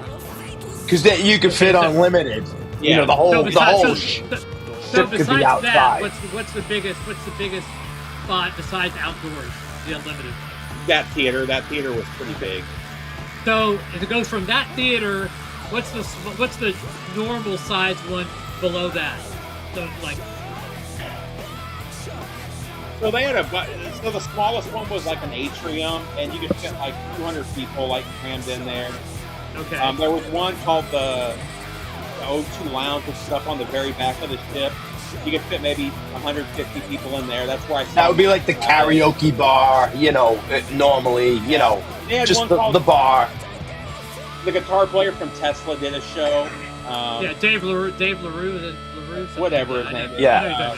He did a little blues show. He played, his was like a small restaurant where he played. So there weren't really bands playing there. It was like little one-off things in the smaller. Which are kind of cool. Show. If you had time, I think some of those would be cool. Yeah. So the biggest indoor spot would only hold like 300 people. You said it may have been. Well, there were like 300 or 400 seats, but I mean it was. Yeah. The aisles were packed with people standing up too, so there were quite a few. There were probably 500 or 600 people in that room. So there's no fire hazard laws there or anything. So you just you're in the middle of the ocean, man. There's no laws. Yeah. International water. Yeah, no. Yeah. And congratulations to Iron Maiden, Rock and Roll Hall of Fame inductees. After all this year, not a single one's going to show up. But I think Dennis Stratton and Blaze should go. Yeah, Nico will go, Blaze will go, and Dennis Stratton. And Dennis Stratton, that would be fantastic. And they'll probably do Run to the Hills, which none of them played on.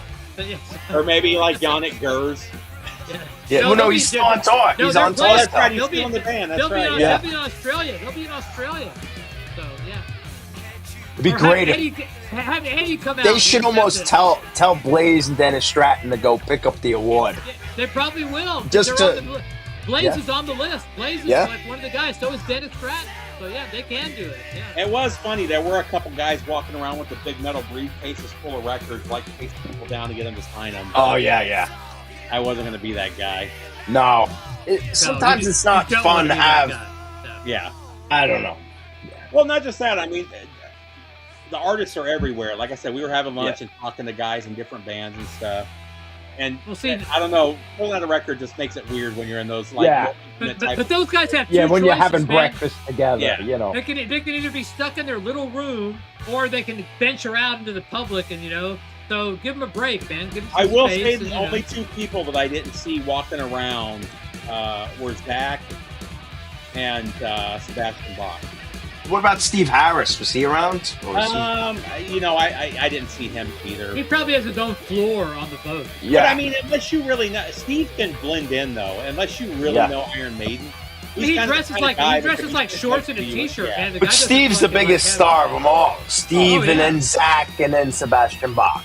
But Steve is he's a rock star. But you know what? Almost nobody went to the British Lions show. And Iron Maiden isn't really the band of people like Faster Pussycat, And honestly, I wanted to see him just because he was there, Yeah, I wouldn't miss. You want to see him put his kick his leg up on the monitor? Kick his leg up on the monitor. I just want to see him. He was one of my. I was a kid. He's one of my favorites. Guys, I'm going to take off. Hey Jeff, how you doing, man? Good night, Bobby. Sorry about too much heavy metal rock and roll talk. Hey. Excluding you. Back to back, 10 years after, and then Wishbone Ash. I was playing a lot of 60s stuff earlier. I got Bobby covered, man. Bobby got no room to complain. I mean, whatever you say about the Blaze era. Good night, Bobby. The Klansman came from the Blaze era, and I think that's one of the best songs Iron Maiden ever released. Oh, and it's still in the set. Yeah, it's still in the set, and it's a highlight of the set. Yeah. I was so glad when they started doing that with Bruce on vocals. That's just such Yeah. a great song. It's a classy move. Yeah. Yes, it's glad to have Steve back. We missed you last week. You didn't Hey, do a show Alex. last week, though, did you? Huh? What? You didn't do a show last Friday, did you? Yeah, I did. Oh, we did Friday. We skipped a Sunday or a Tuesday. No, we did Sunday. We didn't do Tuesday. Sunday was great. I had a good time on Sunday. Yeah, I don't remember which song, one Klansman was, but I remember doing a video like 15 years ago on the VC where I was talking about the Blaze era, and I was like, man, I wish they would do Klansman live or re-record it with Bruce. And then like 5 years later, I went to saw him live, and that was like the first time that Bruce had ever played it. I was like, yes. Actually, I think it's on a couple of the live albums now that they've released in the last couple years. Yeah. Well, they're obviously not upset with Blaze because they lobbied for him to be on the Rock and Roll Hall of Fame ballot, so they're obviously. I don't cool think with that, so. that's one thing about Steve Harris, though. Like, there's been a lot of people in the band over the years, and it seems like he supports a lot of them even after they're gone. Yeah, it's like a family. So it's easy to do that, be magnanimous when you're in charge. You know, when you're the guy, like a lot of those the guys, show, it's like a lot of those guys still work for the band. You know. Yeah, I mean the roadies. It's like a family. Like it's very easy to be a Mick Jagger and just fire people and never see them again. Next guy up. Apparently there was a problem because, several guys have left the band and come back, even though they made it back. But there was obviously problems at some point. No, it was more their own issues. Well, like Adrian. Adrian left the band because he wanted to write, and honestly, he's one of the best writers in the band. Yeah. But Steve would cut off a lot of his stuff, so he left. And he did those records with Bruce when Bruce left.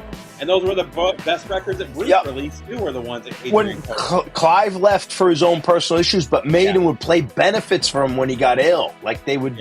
Yeah, and for Paul Diano, too. So, they paid for his medical, all that shit. I don't think they ever had a bad relationship with Diano, though. I never heard anyone badmouth Maiden. Not even Diano. I never heard anyone badmouth Maiden. No, but obviously there were problems because Bruce left, and Adrian left. There were but Bruce is just getting sick of the drag of the... it wasn't like... Well, he Steve wanted to write. He off. wanted to do his own shit. He just got sick of being a Maiden. I understand that. You're 35 and whatever, But now he appreciates it, and it's like he embraces it. I get it, but I mean, there were problems. And I wonder if it's kind of cool for Steve, though. You're still playing for Iron Maiden, selling out stadiums and stuff. But to do this other band where you're literally playing small rooms, there's got to be something cool about that, too. Yeah, I told you, my buddy saw them in Pennsylvania, and Steve's pushing his amp out, and then he stops and talks to everyone in the bar until they're done. But he's pushing his own amp. He brought 5 Maiden records. He sat there, signed them all. He said he talked to everybody, and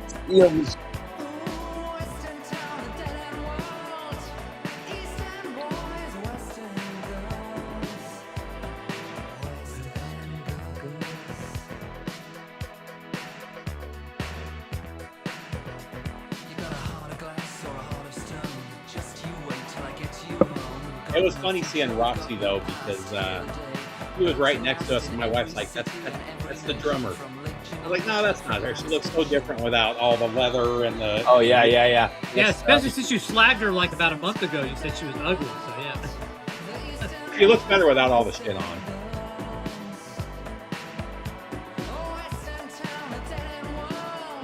The request button's been busted for months.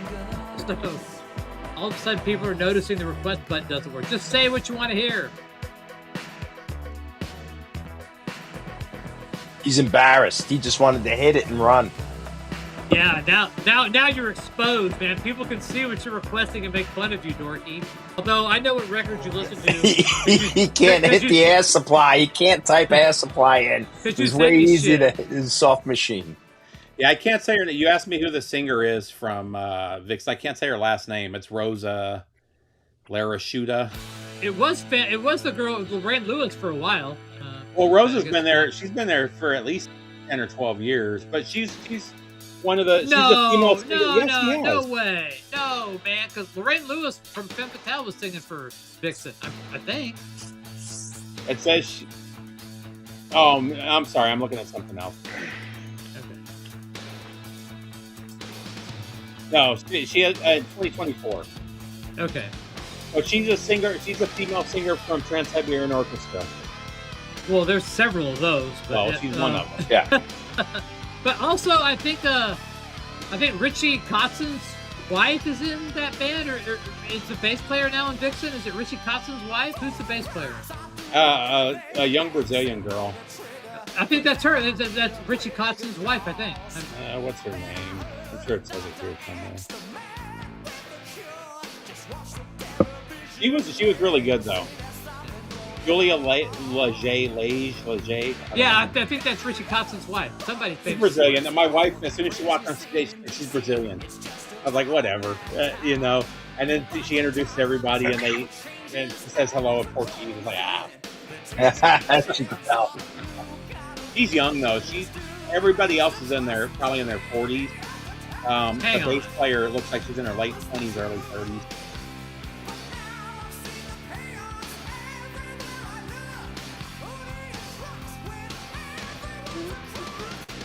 Yeah, her name is Julia 𝐬. Yeah. Yeah, that's Richie Kotzen's wife. Yeah. I may or may not have seen this song played live 3 nights ago. You were drinking that night? Is that it? No, this is one of the songs I did. Okay. What pissed me off though is they didn't do Jet City Woman or Queen of the Reich. Oh, no Queen of the Reich. I would have had to walk out.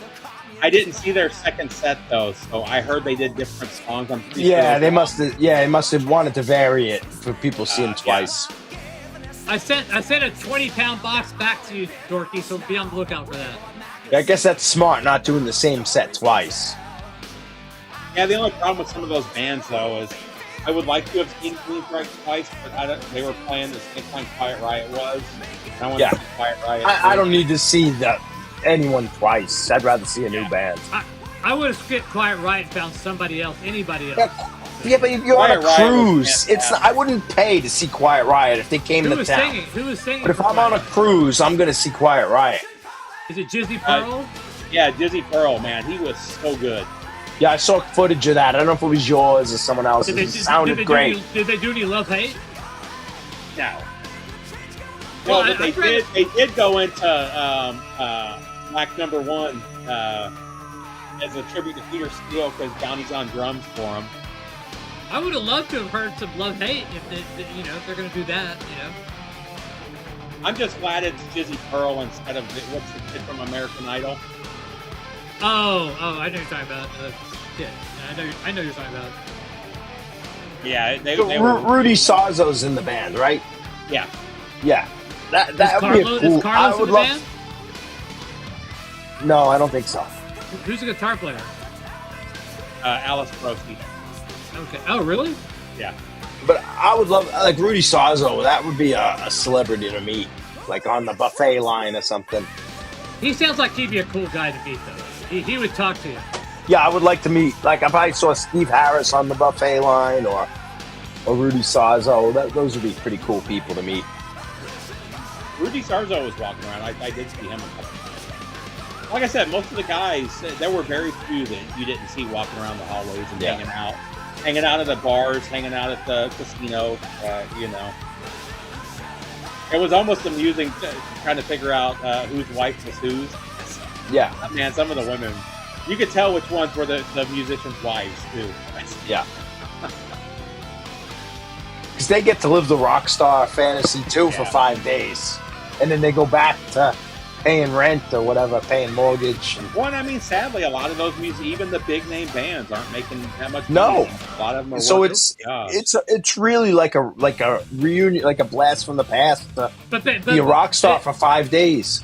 They have to put on airs. They have to make it look like that this is nothing new to them. So. Yeah.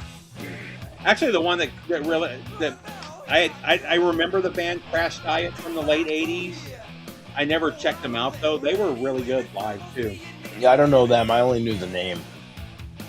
So how many bands that you saw were playing the tracks or not live? Were they all live? You think?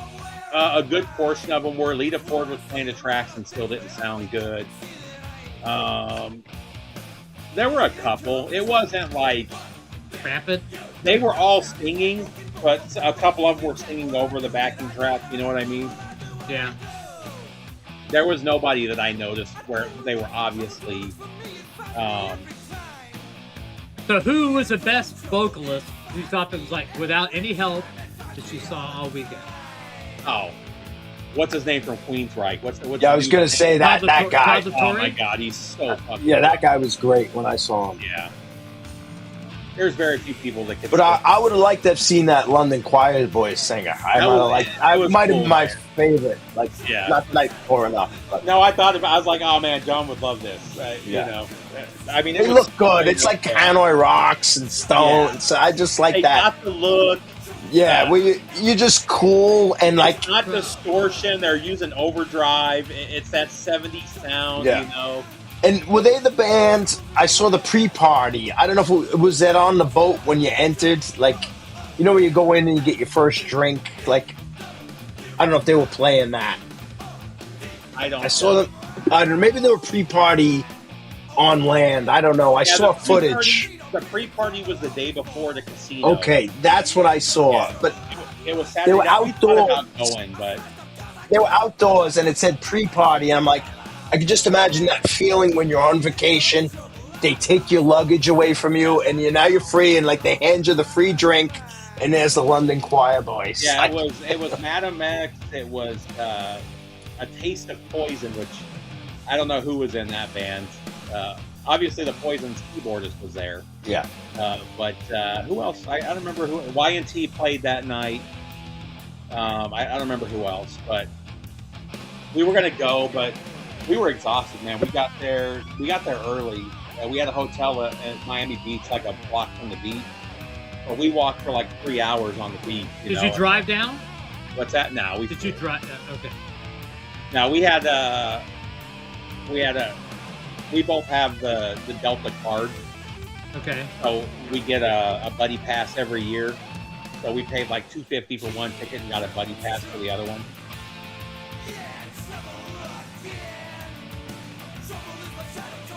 He's my best friend.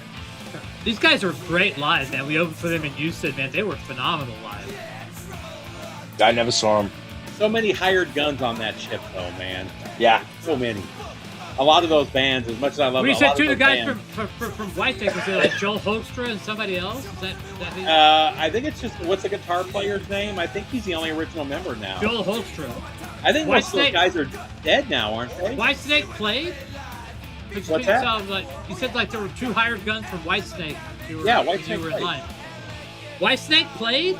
White Snake? Or Oh, you not thinking White Great Snake. White? Great White, you Great thinking? White, I'm sorry. I keep Oh, saying okay. that. I was like going shit. I did that earlier. I meant Great White. Okay. I knew what you meant. It wasn't. Yeah, it's just a guitar player. I think that's still in Mark the band. Kendall. Everybody else I is- thought Yeah, it's he was. Mark. I thought he was like. I thought he's battling cancer. I think he's like almost dead. No, he was. Well, I don't know. he looked Mark like- Kendall. Yeah, it's Mark Kendall's White Yeah, Snake. Mark Kendall. Okay. No, it's not Yeah, 'cause for a Whitesnake. while, what was the singer's name? Jack Russell. He's dead. Jack Russell. Yeah, but for a while, Jack Russell was doing Jack Jack, Russell. Yeah, he had his Great Jack White. Russell's Yeah. White Snake. And then Great he got White. hurt. Yeah, and he got sued and had to change it to Jack Russell something Yeah. experience or something, you know. Lipstick on.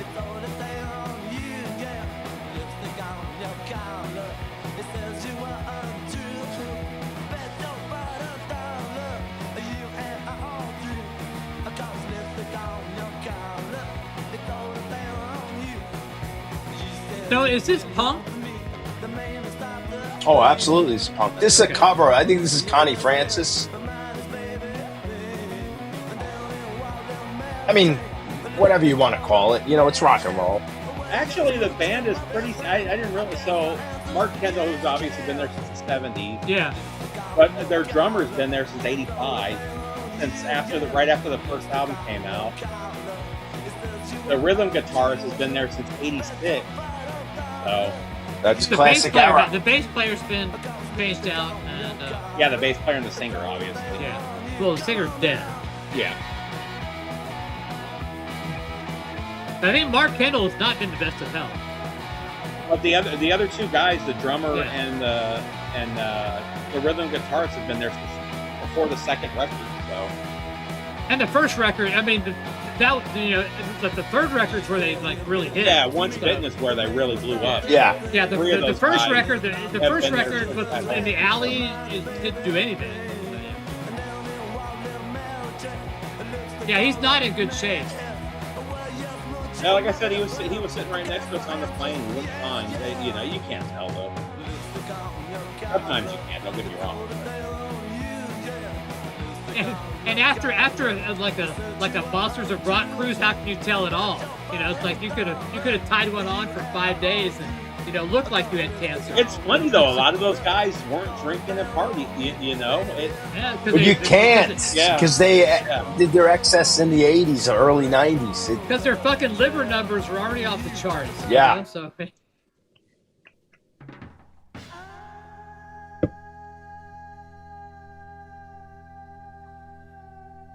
We figured it out though. We're walking around and my wife was like, he's a rock star. He's a rock star. If they had a sash or a bandana hanging off of their belt buckle, they were pretty much a musician, They have to have that look, They have to like maintain the air. It was funny. Yeah. Liza Jimmy E type lover. The one that sucked though was Symphony X got canceled. I was really looking forward to seeing them. They were the last big show, and it started pouring rain, and they couldn't cover their amps up fast enough, and they started popping.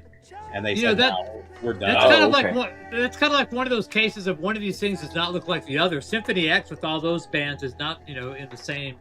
Yeah, I was really disappointed because I didn't watch them the first. And I like Symphony X, but they don't fit show, in that. They don't fit in that gene pool.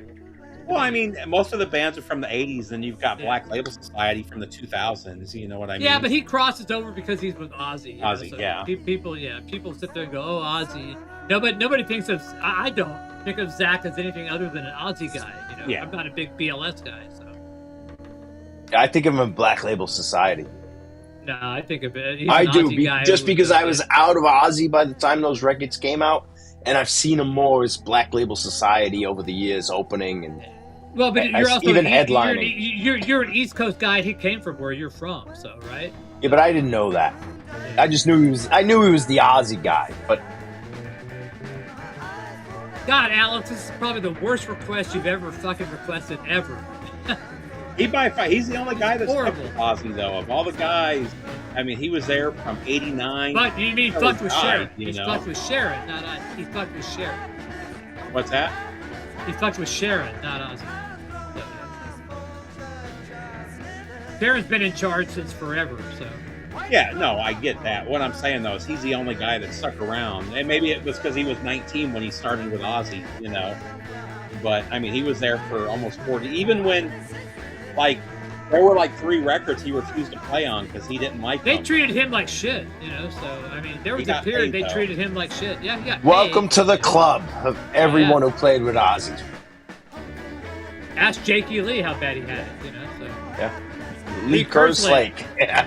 Bob Daisley, so yeah. Bob Daisley, Jakey Lee, and Lee Kerslake probably have 3 of the biggest beefs. And if Randy Rhoads stuck around for another year or two, he would have got too big, and they would have got rid of him. He would have left and gone and taught classical guitar to some place in LA,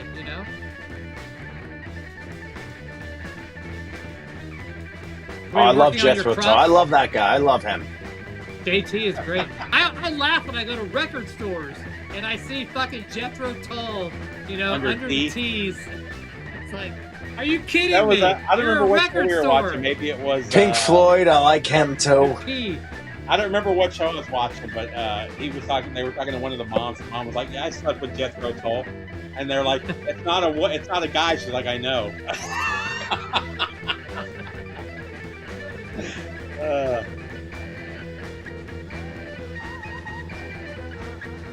This is epically bad, Alex.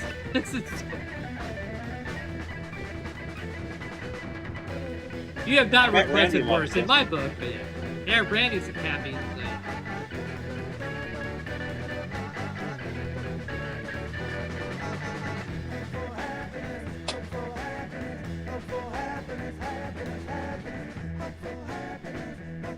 God, this is so bad.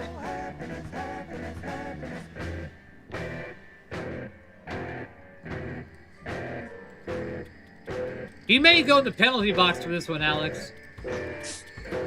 All the ska and dub stuff, it's like, you know, you could have requested, you did that. Ooh, let's hear Take Warning. Take warning, take warning. I just saw they had a reunion somewhere. Oh, really? Yeah, I was like a little foot. I don't. It might have been a benefit concert or something. It wasn't. Didn't look like a big thing, but they. I just saw it on Instagram. It might be old. Sometimes you see things that are months old. What's the singer's name? I don't remember the singer's name, but it was like the singer. I didn't recognize the other guys in the band, but it was Take Warning. Yeah, that's not happening either. With the Rancid guys and come on stage for a song or two. Yeah. Team Rock Fever. I hate live albums. Yeah. You know what band that is, Patrick? Take Warning? That's off Ivy, right? Yeah. Up Ivy. Yeah, see, before you get a record store day release, buy that Up Ivy. You could probably get it for $20, $25. I don't buy record store. Not you. I'm not saying you. I don't mean you. I just meant in general, the population. If you like rock and roll and 90s sounds, like that is just such a off the charts 10-star album you could get for $20 instead of getting alternate takes of. And I love that they've Motorhead. There's actually a really good cover of what I think it's called Take Warning, the name of the record, but it's a bunch of ska bands doing in it. Yeah. So I need to pull that CD out. I haven't listened to that in probably 20 years. Every song is like bam, bam, bam. Oh yeah. And it's still what, like 32 minutes, the whole record? Yeah.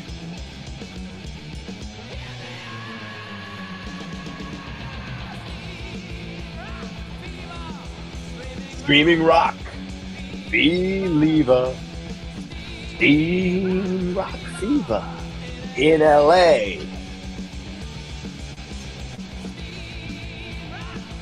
So listen to Steam Rock Fever and Rock Believer off their most recent album. It's the same fucking song. Yeah, but I think it was intentional. Like, it was like a callback. Yeah. I still love it, don't get me wrong. I really like that last record.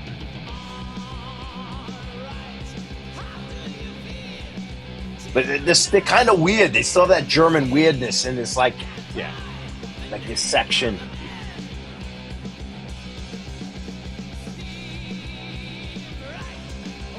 Plus, they had one of the greatest guitarists of all time still playing for me. Yeah, but all these like weird half steps. It's just not very American. Like, well, by '78 though, they hadn't really blown up in the U.S. No, not at all. But it's just or '82. So German. You would pick these big, like, heroic chord changes, but they're like.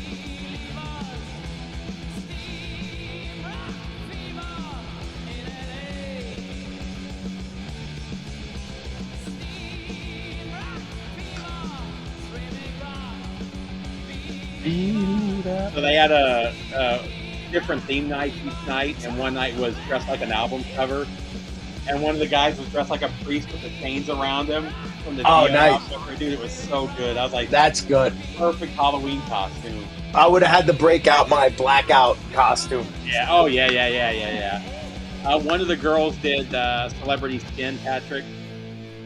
No, not Celebrity Skin. What's the one with Doll Parts? The girl from Doll Parts. From Hole.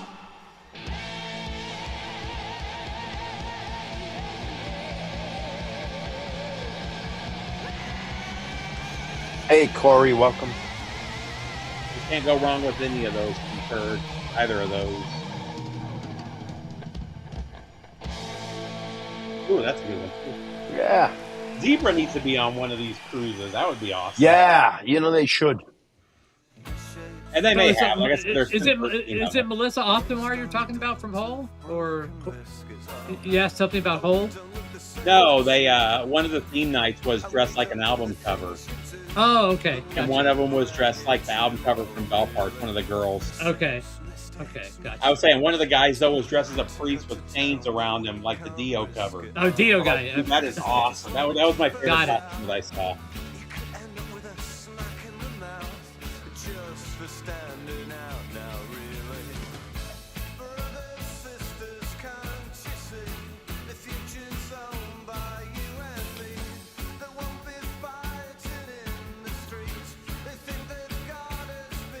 Everybody always asks for the same song from Zebra.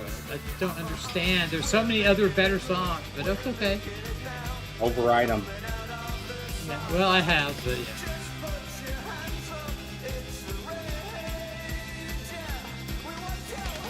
This cult band is weird. Yeah, I'm not. A lot of Bowie.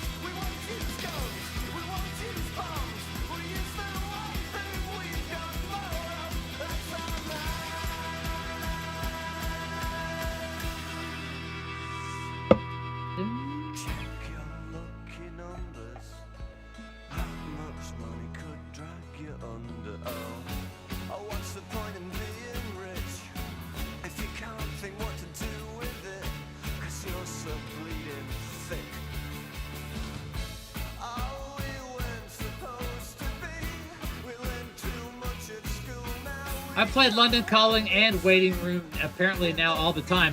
These two guys above me ask for Waiting Room all the time. Not anymore. We did for a while. It was our kick. You were like the Bobby Gas and fucking whatever the hell that shit it was. Like Howlin' Wolf thing. He was like, or Water Boys. He was like, no. Oh, I love Howlin' Wolf. Yeah, but Bobby was like going, play some Wolf, man. Play some Wolf. Yeah, but he's one of the greatest artists of the 20th century. Yeah, okay. Yeah, there's a lot of those, though. Man. I'm not going to play Stick to Your Guns now. I'm running out of time, so. Are we on time limit? Are we on a time limit on a Friday? I'm just guessing that, YouTube's going to do what they do, so. Oh, yeah. You could do full disclosure from Fugazi. It's something different. Yes.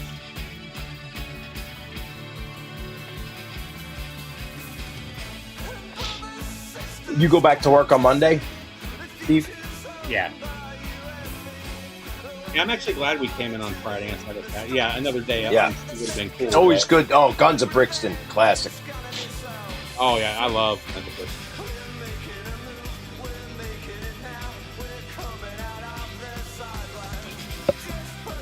We used to have a friend in England. We'd stay at his house all the time, and we'd have to go through Brixton to get to his little area, and I couldn't pass like Brixton without singing that song. And every time you saw the sign, it was my only reference to that town. Yeah. Brixton.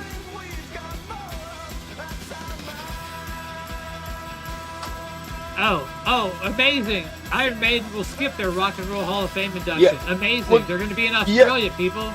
Yeah, but they have they're playing both nights. Like, yeah. That's why I said Blaze and Dennis Stratton are going to pick up the award. And how could they stop them? One thing I would have liked to see, though, was Lita. So she did Close My Eyes Forever, the Ozzy duet. I wish she would have used the backtrack of Ozzy doing his parts, though, as kind of a tribute to having the guitar. Yeah. I think that would have been a lot cooler. The Damned and X are doing, maybe the little Stevie cruise. They're doing one of those cruises. Probably don't have time for that stuff. I think we're pretty much done with the request. I'm guessing that, it's going to happen. I've got a buddy now. Almost an hour left. A covers cruise where it's all 70s and 80s bands. Like there's Neil Diamond cover band, and he plays the John Denver cover band. He's on that cruise right now.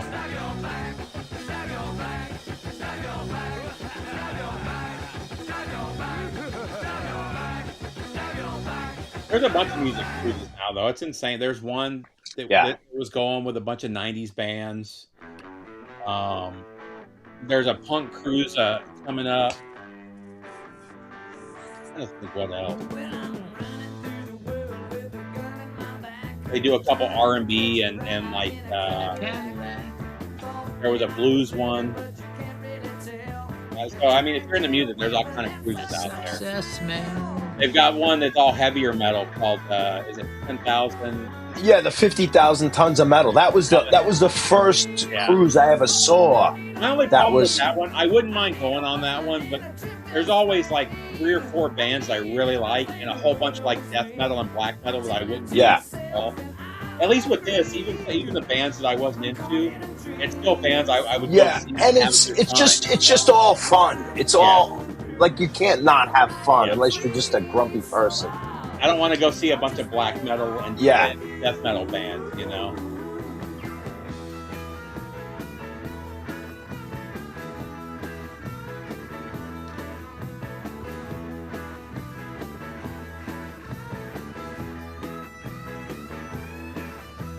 Hey, Novus Nick. How you doing, brother? Go to bed, man. It's already like Down in almost Louisiana. midnight your time there.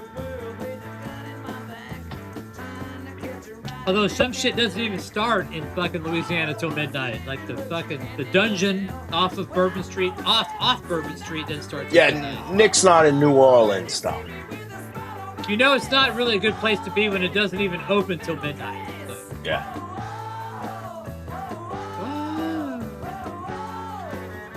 Yeah, you can't really have a goth cruise, Zorlock. Like, you don't want to see people in daytime sometimes. They don't want to be in daytime where they'll burn. Yeah. So yeah.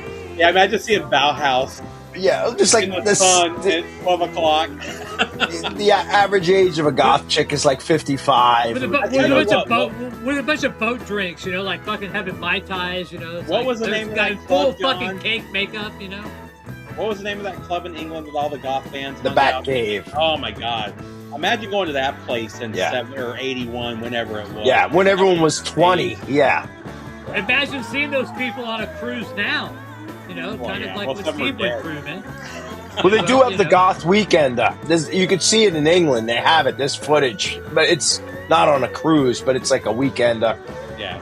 and everyone's older. I mean, there's still young people going, but you know, everyone dresses up for the weekender. You know. You were squeakers. Where you at, cat?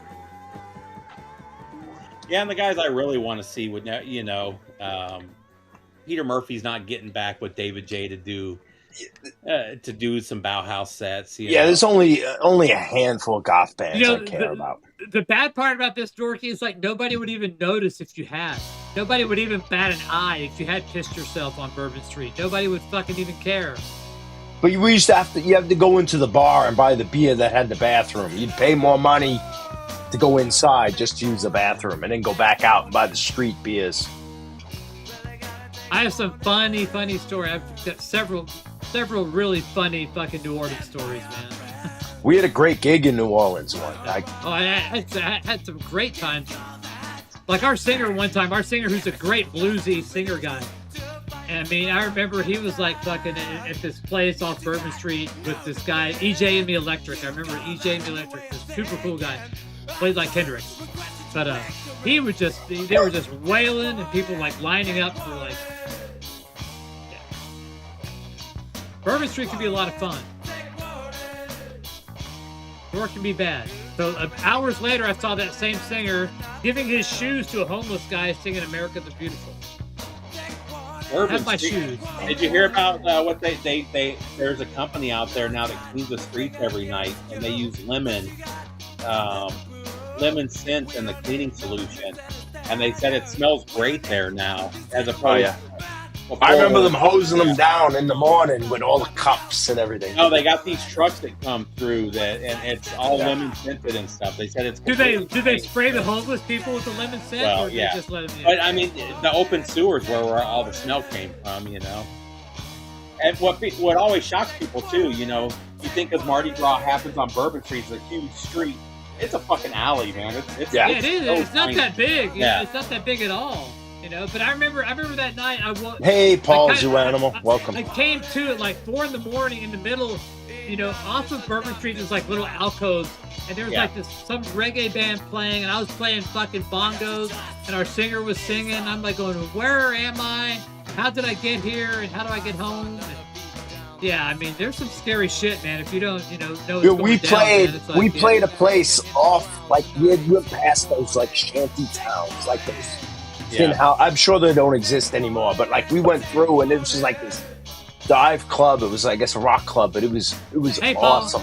And it was the guy who's now a pretty big DJ, but he was in like a garage rock band, but he was DJing one turntable, all 45s. This is 30 years ago, and he just would play like rockabilly 45s, and it would end. He'd take off, put the next one on. There was no like 2 decks. It was fantastic.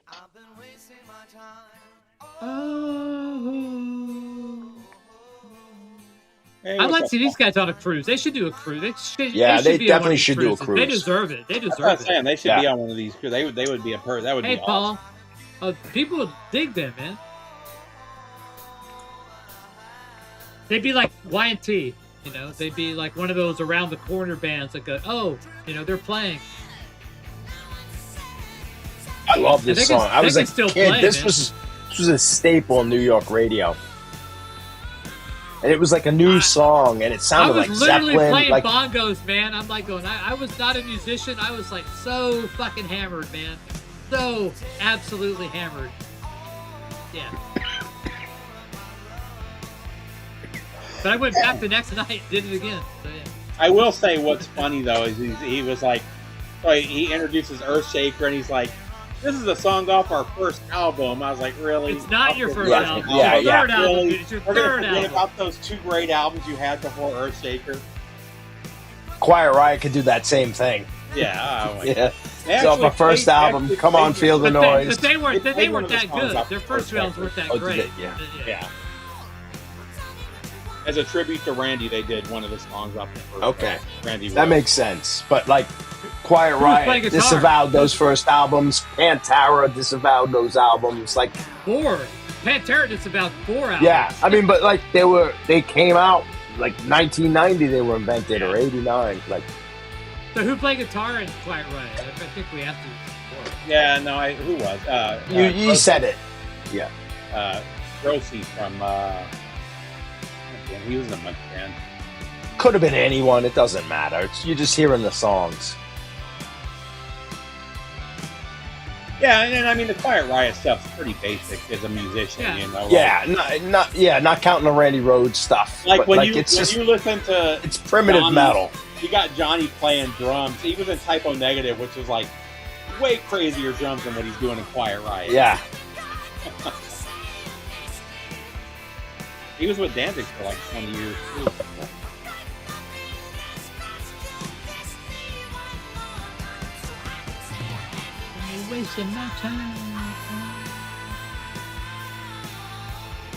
The problem was, like most bands back then, man, he painted himself into a corner singing this shit, man. Watching Rush, like the last, you know, the video I was watching of Rush at their reunion thing, it's like, man, you paint yourself in a corner when you sing this high, man. Because obviously, fucking, they can't hit those notes, man. Well, that's one thing Ozzy did. He was like, people asked why he didn't do certain songs. Like, I can't sing them anymore. He never could, man. But even the Sabbath reunion, I remember seeing interviews with Tony Iommi. Like, we can't do a whole bunch of songs. Like, we're stuck with Iron Man, War Pigs, and Paranoid. I saw them on that tour, and thankfully on that night, Ozzy was okay. You know, he was, you know, it was up and down apparently, but he was pretty good that night. You know, but they weren't doing like fucking changes or anything like that. So. I saw him do changes in the 90s, though. With Tony Martin? I think when I saw him in 95, that was like the end of when because he could still do a lot of the early stuff. Was that an Ozfest show? It was 95? the very first Ozfest, because I saw him like 3 years later, and his voice had already gone down quite a bit from when I saw him in 95, or 96, I'm sorry, 96. But he was still doing a lot of the early songs, and still sounded, there were some you could tell he was stretching, but it was still good.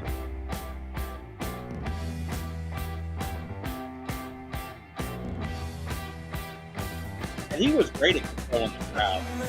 One of the best sounding records ever, man. This song is recorded almost perfectly. One of the best British Yeah. records released. This song is sonically, to me, perfect. Absolutely perfect. I remember So hearing this is a record you gotta buy instead of record. If you don't own this record, like, skip record store day and just put the money together and buy a copy of this. And if I may say, spend the $60 to buy the UK or Portugal copy, because it sounds amazing, absolutely stunning. But none of them sound bad. Like, No, they don't. The only problem with this album is if this is your first Clash album, you'll be disappointed by all the rest of the Clash albums. It's just one of those perfect records, you know?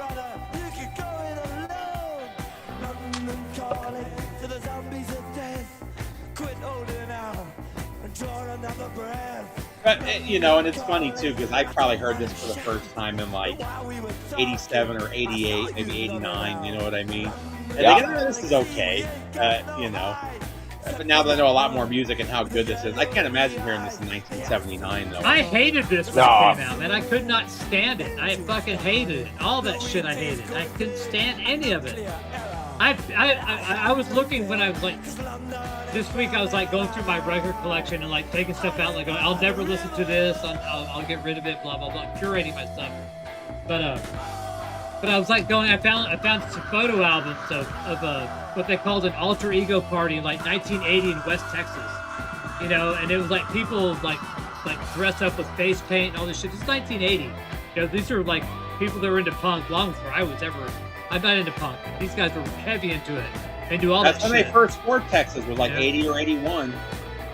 So, and I've got all these pictures from this alter ego party of these punk people that I was like going, you know, I was the hard rock metal guys, you know, and these guys were the punk thing in West Texas of all places. But, yeah.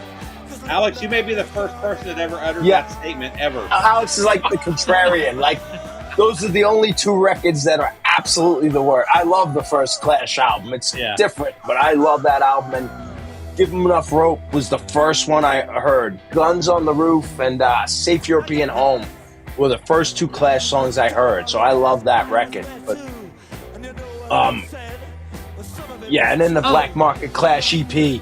But Combat Rock and Sandinese to Rock. So to expand upon this, I forgot about this. So right now, one of the guys that was into this like punk thing in like 1980 in West Texas, he was good friends with the bass player for Riot at the time. He said like he had a picture from Riot. Did the guy in Riot play the Rickenbacker, the original bass player? He had a picture of a Rickenbacker bass going, hey, I used to like work with this guy in New York. I'm like, you know, you meet these people, you know, when you're like 18 and, you know, and there's no internet. You're like, oh, you're full of shit, dude. You know, but now later when I reflect on this, he had like a promo picture with like a bass, Riot. He knew who Riot was. He was not a rock guy. He was a punk guy. So. But Riot, even though they're all those original band, they moved to Texas early on. But every one of those original punk guys were rock guys because there was no punk. They didn't grow up saying, "Oh, I only listen to Iggy Pop and New York Dolls." I gotta go find those pictures because he's in. I have a picture of him and he's got like this all this face paint. It's weird. So. I know plenty of my friends were early punks, and they all grew up with AC/DC and Alice Cooper and Blue Oyster Cult, and so he was like an. There was nothing else. Kiss they grew up with like. He was the first person who ever told me about Riot. He was not even a metal guy. So.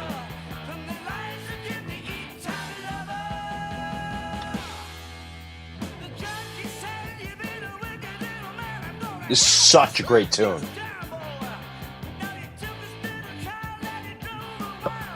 It's almost like pub rock. like it's just a great track. This whole EP is fucking This EP is 10 stars. Yeah, Alex, I know a lot of people that don't like the first Clash record, but if I had to choose like an EP, like 5 EPs to go on a desert island, this would be one of them. Yeah. What about 5 songs, Patrick? I do like Extreme, More Than Words, the EP of that for you, Steve. Yeah.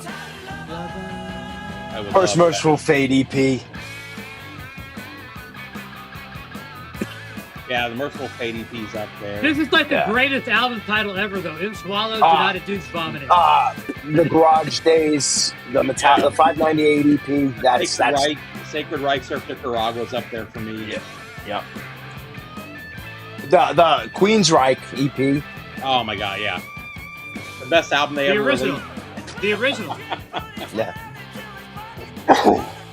I still think the original Queen of the Reich is the best metal song ever written.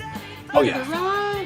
And that launched so many fucking like rehearsal room auditions. And it was an American band. Like it was so advanced for American metal. We're still listening to Quiet Riot and Rad over here. Like that was. It's hypothetical, Randy. It's called a hypothetical thing. It's not scientifically Oh, I take. Randy. Gauge how much you love an album. I take Double Platinum by Kiss because you could reflect it. Come get me. That's Pick me up. Actually, the Allison Chains EP of Sarah Flies is up there for me too, and that's one of my favorites. the Mudhoney EP. Super Muff. I've got a couple of Mudhoneys that the Revs Also, the best thing they ever released was that EP, man. It doesn't get me 100%. You want I mean, Mudhoney? it'd be interesting to think about EPs. I got Mudhoney. I don't, but I do too. Look, right here. And nice. Yeah, but cassette sucks. But yeah, so. Cassettes don't suck. They have their own Man, sound. I've been selling those cassettes for like, I've got that thing. For like 35. Yeah, I have that one too. It's an OG. Revs, I don't know if that was well, it might have been repressed now, but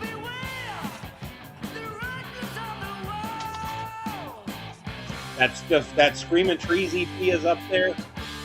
Oh yeah.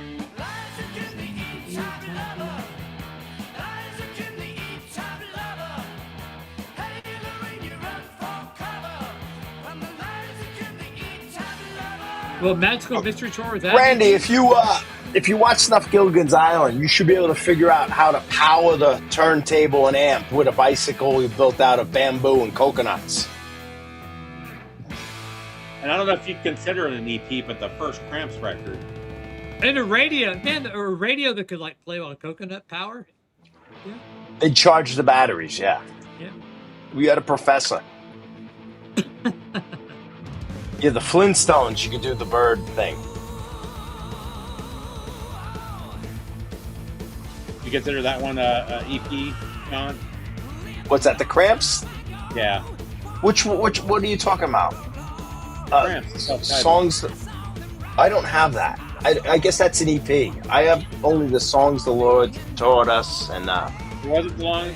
Maybe that's what it is. no, they did have an EP. That's an album, the one I have. I don't have any EPs by them, but they did have something that was reissued on like those two comps. The It was like their first release from '79. yeah, it might be an EP. Yeah, I don't know. Randy would know. He has it. But Haunting We the don't want to Chapel, that was ask a good Randy anything. oh yeah, Haunted Chapel.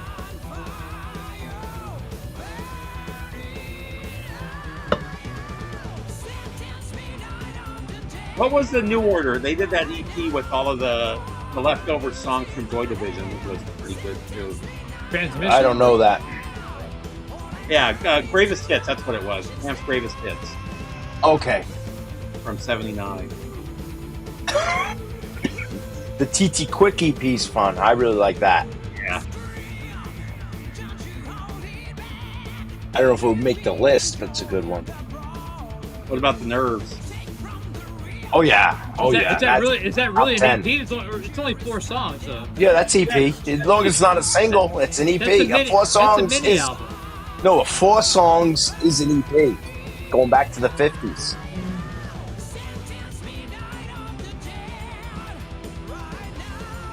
Mini albums, 5 or 6 songs usually. Yeah, most mini albums are like 25, almost 30 minutes. They're just under. But 4 songs is the definition of the original E EP.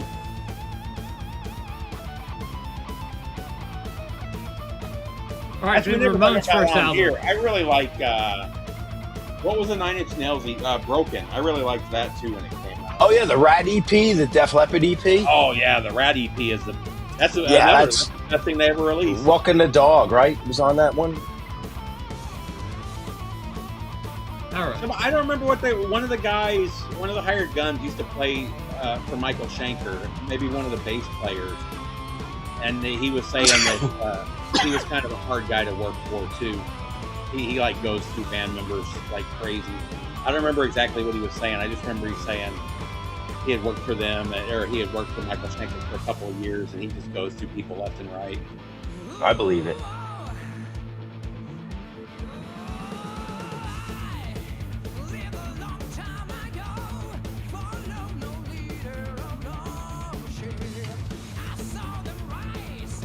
Who's the singer on this one? I have no idea. He's got like a gazillion singers, so Yeah. either fucking One, isn't he doing that tour Ramirez. now with like different members from different eras and stuff? No, I think his main guy is the guy that used to be. They did the Rainbow Tour with Richie Blackmore, but what's it, Rico Romero, whatever his name is. Oh yeah. I think that's his That main guy's, guy. He's got a pretty. That guy's got a pretty good voice. I like that. He's really good. I've Yeah, got he's that great. concert that he did with Richie Blackmore. I thought that was pretty good. He Yeah, was better than Randy, I'm Blackmore. sick. Yeah. I banged in yesterday when I worked today.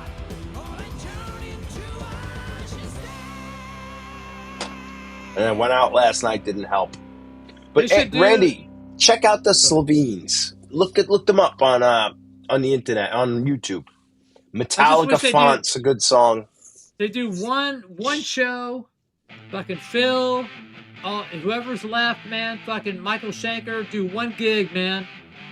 One more blowout of UFO, man. That's it. Let me type in.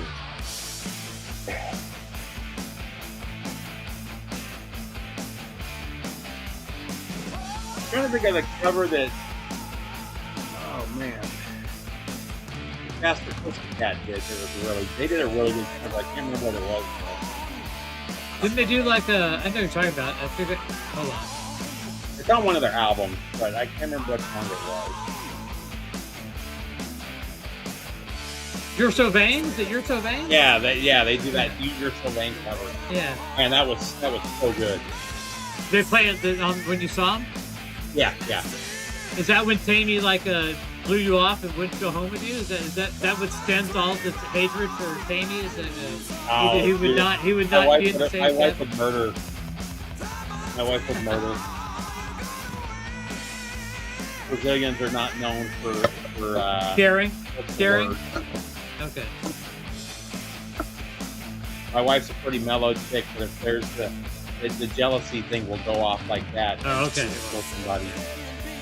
So she would have taken Tammy down, I remember we were still dating at the time, and me and my buddy, what was his name? Anyway, I was with a buddy, and my wife and his girlfriend were doing something. We were at a train station in Japan, and they were buying tickets, and me and my buddy Barry were just sitting there talking, and two girls came up and were asking us for directions. And my wife flew across the train station and was about to fight two girls for asking me directions at the train station, Hey, bitch! This is Buy American. Randy, I'm not saying buy the albums. I didn't buy them. They were selling for $20 each, but they were Ramones, but with a rootsy pub rock feel, more singer-songwriter. Who's that? This band, the 𝐞𝐫𝐲𝐬, I saw last night. I'd say they're really good. Irish guy straight from Ireland singing.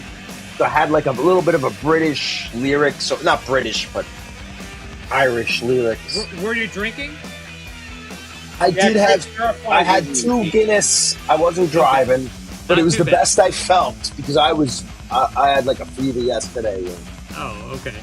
and then this morning I was hurt, and then I felt better, and now I feel bad. Now I feel great. Tomorrow I'm gonna be hurting again. But I got one day. Just keep I'm pounding off the next liquid week. courage, and you're good. I'm All off week? next week. All I do is have to get through Nice. tomorrow. Nice.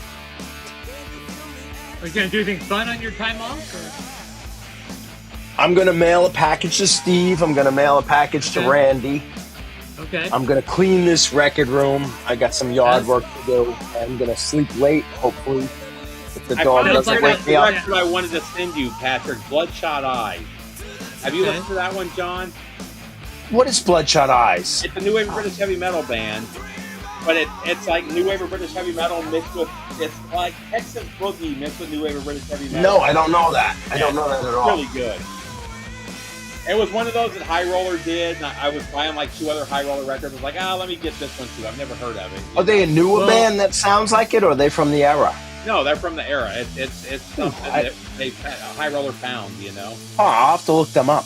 Bloodshot Eyes. I never heard of Send me a them. package. Make sure you use my new address. So don't use. Yeah, the I old will address. talk. I'm not going to send you anything right now, but Actually, deleted I your will old check with address, you. Saved the new one. Okay. Here you go. Here's some Fugazi we haven't played on the show. Yes, I know.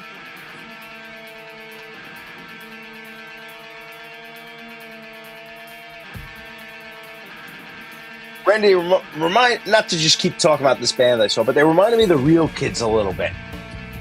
So this kind of sounds like King Crimson, to be honest with you. Like the Red era King Crimson. Right here, this part right here, sounds like Red King Crimson to me. Man, the whining guitar. Now you lost the whole vibe thing. The early vibe was King Crimson to me.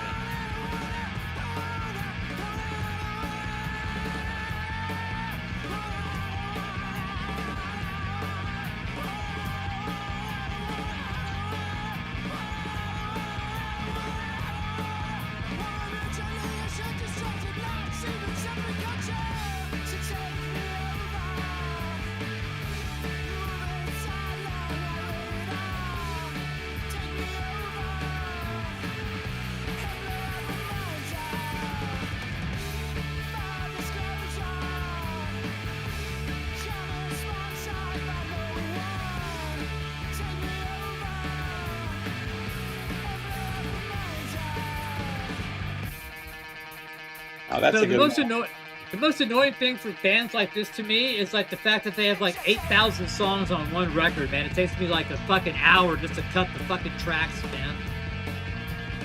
I don't think Fugazi's very angry. They have this No, like they're not that bad, but angular. They're kind of like post-hardcore. They're not. No one's as angry. Negative approach is angry. Minutemen and Circle Jerks, man, have like 45-second songs across the entire fucking record, man. It takes forever to fucking cut the songs up for me. Minutemen, I've got like 7 Minutemen EPs that are like maybe 6 minutes long with like 15 songs. Yeah. It's like Minutemen or not Minutemen, was it? Yeah, the Minutemen. Yeah. We took a breath. We took a breath. Oh, it's a new song. Okay. Yeah. Bam, bam, bam. A new song. Bam, bam, bam. New song. It's like, fuck. Come on, man. I'm not the biggest Minuteman fan, but was it the Descendants that did Talking Bug, where it's like a fourth? They wanted to be the fastest song ever written. I think it was Descendants that did Talking Bug. And then people started to beat it. Like AC has records with like I believe AC was influenced off those last songs on the SOD album. Those Bow to Jimi Hendrix, Blurred, like those this 3-second right here songs. Almost sounds like fucking My Bloody Valentine. This like part right here sounds a little bit like that kind of shit to me. Yeah, it's post-hardcore. I call it. It gets arty. Sometimes it works. Sometimes it's.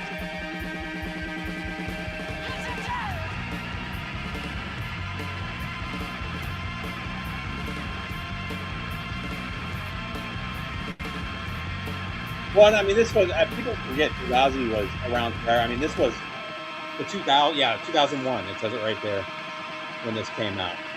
This came out in 2001. Yeah. Okay. Argument. Yeah. This was the final release from Fugazi. I'm not always really accurate on my tagging though, so I mean. No, that is correct. I double checked it. Okay. My tagging is definitely not fucking like something to be like lose a bet to. Yeah, but Chris, Napalm Death was Danny Loca from SOD. I think SOD did that, and that's where AC got their stuff from.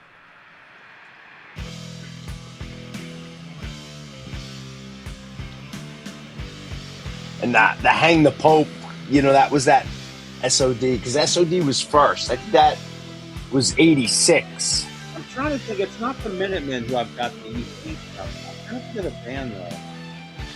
The Minutemen cover Red and the Black, which is really good. Blue Oyster Cult cover. Down. Was it like a 20-second cover of Red and the Black? No. They're not that fast. The Minutemen are like mid-tempo.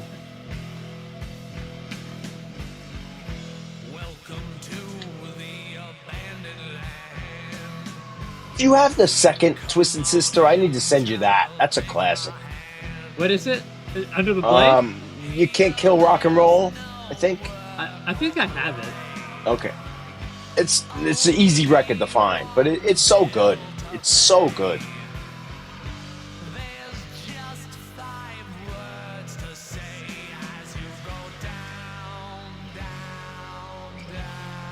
I remember this as Maybe a kid. I don't. Hang on.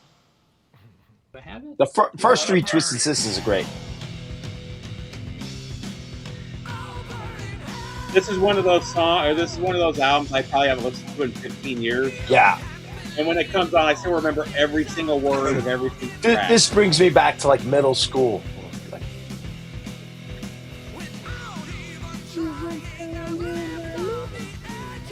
It was still like mysterious heavy metal. It was great.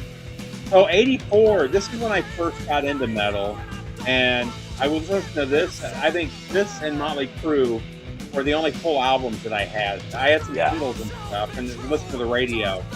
But man, I probably played this cassette 1,000 times. Actually, I had the Quiet Riot. I had Metal Health. Yeah. Rat. It was another one we had. Yeah, I didn't get Rat until later. Yeah, we knew Rat. Like, Yeah, I just had Stay Hungry. And I knew it from the radio. yeah, you're not that missing. was, Once you hear Round and Round, there's not much more happening after that.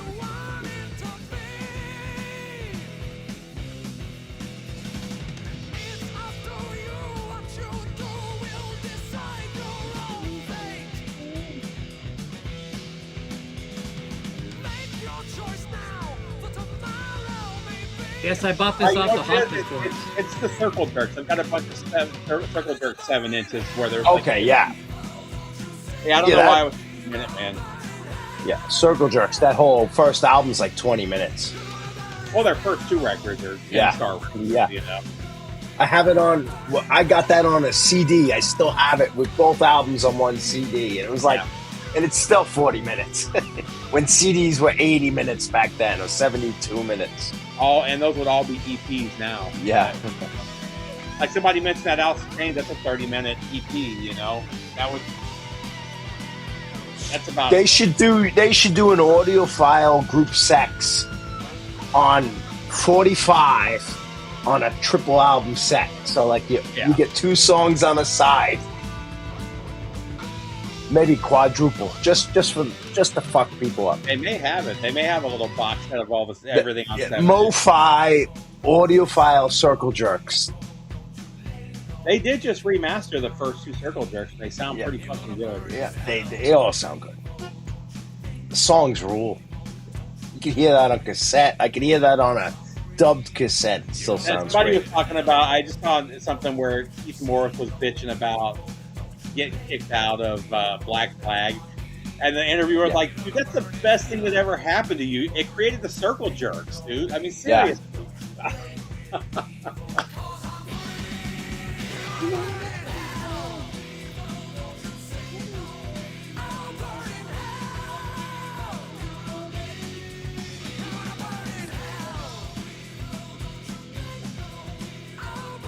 Yeah, it's insane what that Negative Approach single's going for now, or EP is going for now. Oh God, yeah. I just have repros from. Yeah.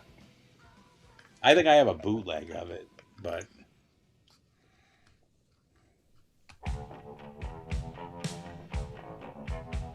I love this record. This is one where you have to get the UK version though with the 2 albums. Yeah.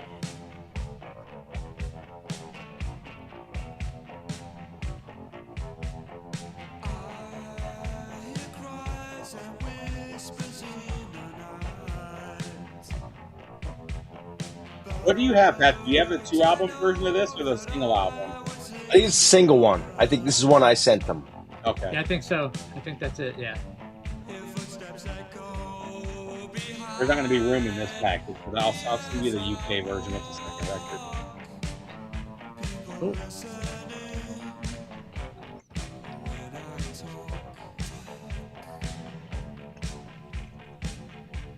Rev sent me some pretty cool 45s. I'm still working through those. Some of that Modern English and Bud Honey and I'd like to get that first Modern English record. Nervous Eaters, New Bomb Turks. Nervous Eaters, Boston band. I've seen them. Yeah. What track Nervous Eaters? They turn into like a Rolling Stones band. They're very interesting. They're Loretta. Oh, Loretta's great. Yeah, that's like their mainstream. They had what's it? Just Head. What was their? They had like a punk rock song. Then Loretta. Loretta's great though. Yeah, you sent me a handful of then they became Modern English stuff. But yeah. But the Nervous Eaters almost had like a Rolling Stones like bar band punk version. Yep, I think I have all 3 of those. Those are A lot of classics. Mud You Honey. had 3. And then there was the Modern English stuff. The first 2 that Yeah, I don't have got any to. modern English in my house. These are from that record that we all said was great. You know, Yeah, sounds I like never. fucking I Joy only Division. knew. I only knew that one song. I don't even have that record. I have no modern English. Yeah, that Mesh and Lace is really good. That's the one that sounds Yeah. like Joy Division. So yeah. Yeah, I've only got what's their that big hit they had? Melt with you, Yeah. I stopped the world and Yeah, melt I've with got you. that. It sounds which is a great nothing- song. Yeah, But I've it got sounds that nothing like that other record. So, But if I had to have one hit, I wouldn't be ashamed of that one being my one oh hit. hell no, yeah. That's the thing with, I mean, we've talked about it before. All those bands, all those synth pop bands, a lot of them started out as punk bands or started out as post-punk bands. So, Discreet Doll Band. I'll look it up, Randy. So this band, Rev sent me a 45. I can't remember the name of it, but I remember I emailed and said, "Man, this is right up my alley. This is the singer for that band. They're obviously from Detroit, but really good band. I haven't heard the single yet, but I just got it in the mail. And then I got a couple of these pastiche. I would never have owned these pastiche records without you guys because I never would have heard of that band. But now I own a couple of pastiche 45s. So pastiche. So yes. All right, I made a note, Randy. Thank you, sir. Oh, and this Bishop's album I haven't recorded yet. Got to do that one. Bishop's. Yeah. But I won't. I did record Is that one candy 10-inch. on that one? I did record that 10-inch on Chiswick. This is on Chiswick. Got No Lies and I Take What I Want. So they may want Okay. candy, but they took what they No, want. yeah. Well, stream unavailable. I was right on the money. This was the last song, and yeah. All right, very good. I'm out of beer, and I don't need to drink anymore. Yeah, me either. This is the first Steve, time I'm I've glad you had a great had- time. It looked like a lot of fun. It was a blast. I was looking through like the last couple days other people's posts, and it looked like I was living vicariously. Like it looked like such a fun I cruise. was so excited for you to come back. So I'm like going, oh God. You know. It really was a blast. Like I said, my wife was like, she's like, this would be cool every 2 years. I was like, no, I'm going next year. Yeah. I'll go with you, Steve. If it's a I'll hang- cruise, I'll it hang- makes I'll it hang with you, different than like paying and driving to see Yeah. these bands. Yeah. Like, And it's literally a 10-minute walk between, Yeah. you know, at the Yep. most, Show you to know. show, yeah. And everybody's there for the same thing. You know, Yep. it was really cool. All right, thanks everybody. Eventually you'll see us, but yeah. are we waiting to come back, or are we just gonna head out? I don't know. We'll see. You could just leave a message. Yeah, just say, hey man, we're leaving. Good night, everybody. Good night. Happy Record Store Day. Oh, yeah, yeah. happy Record Store Day. Oh, it actually Oh. says not running on the bottom there. What? Is that What did it something say? new? Or is that just What? because the music stopped? Oh yeah, not running. Yeah, I turned it off. So Okay, that's the first time I've ever I seen shut it. Yeah. So, all right. Good night. Happy RSC. Good to see you back, Steve. Thanks Oh, we're for- back anyway. We're back. Oh, are we? Good. So we just want to say good night. Yeah. I'm sure I have more questions for you on Sunday. You can tell us more about the fun show. And thanks, everybody. Happy Record Store Day. We'll see you on Sunday. Good night. Goodbye. Yeah. Hope you feel better, John. Yeah, I'm getting better. See ya. Good night. Good night.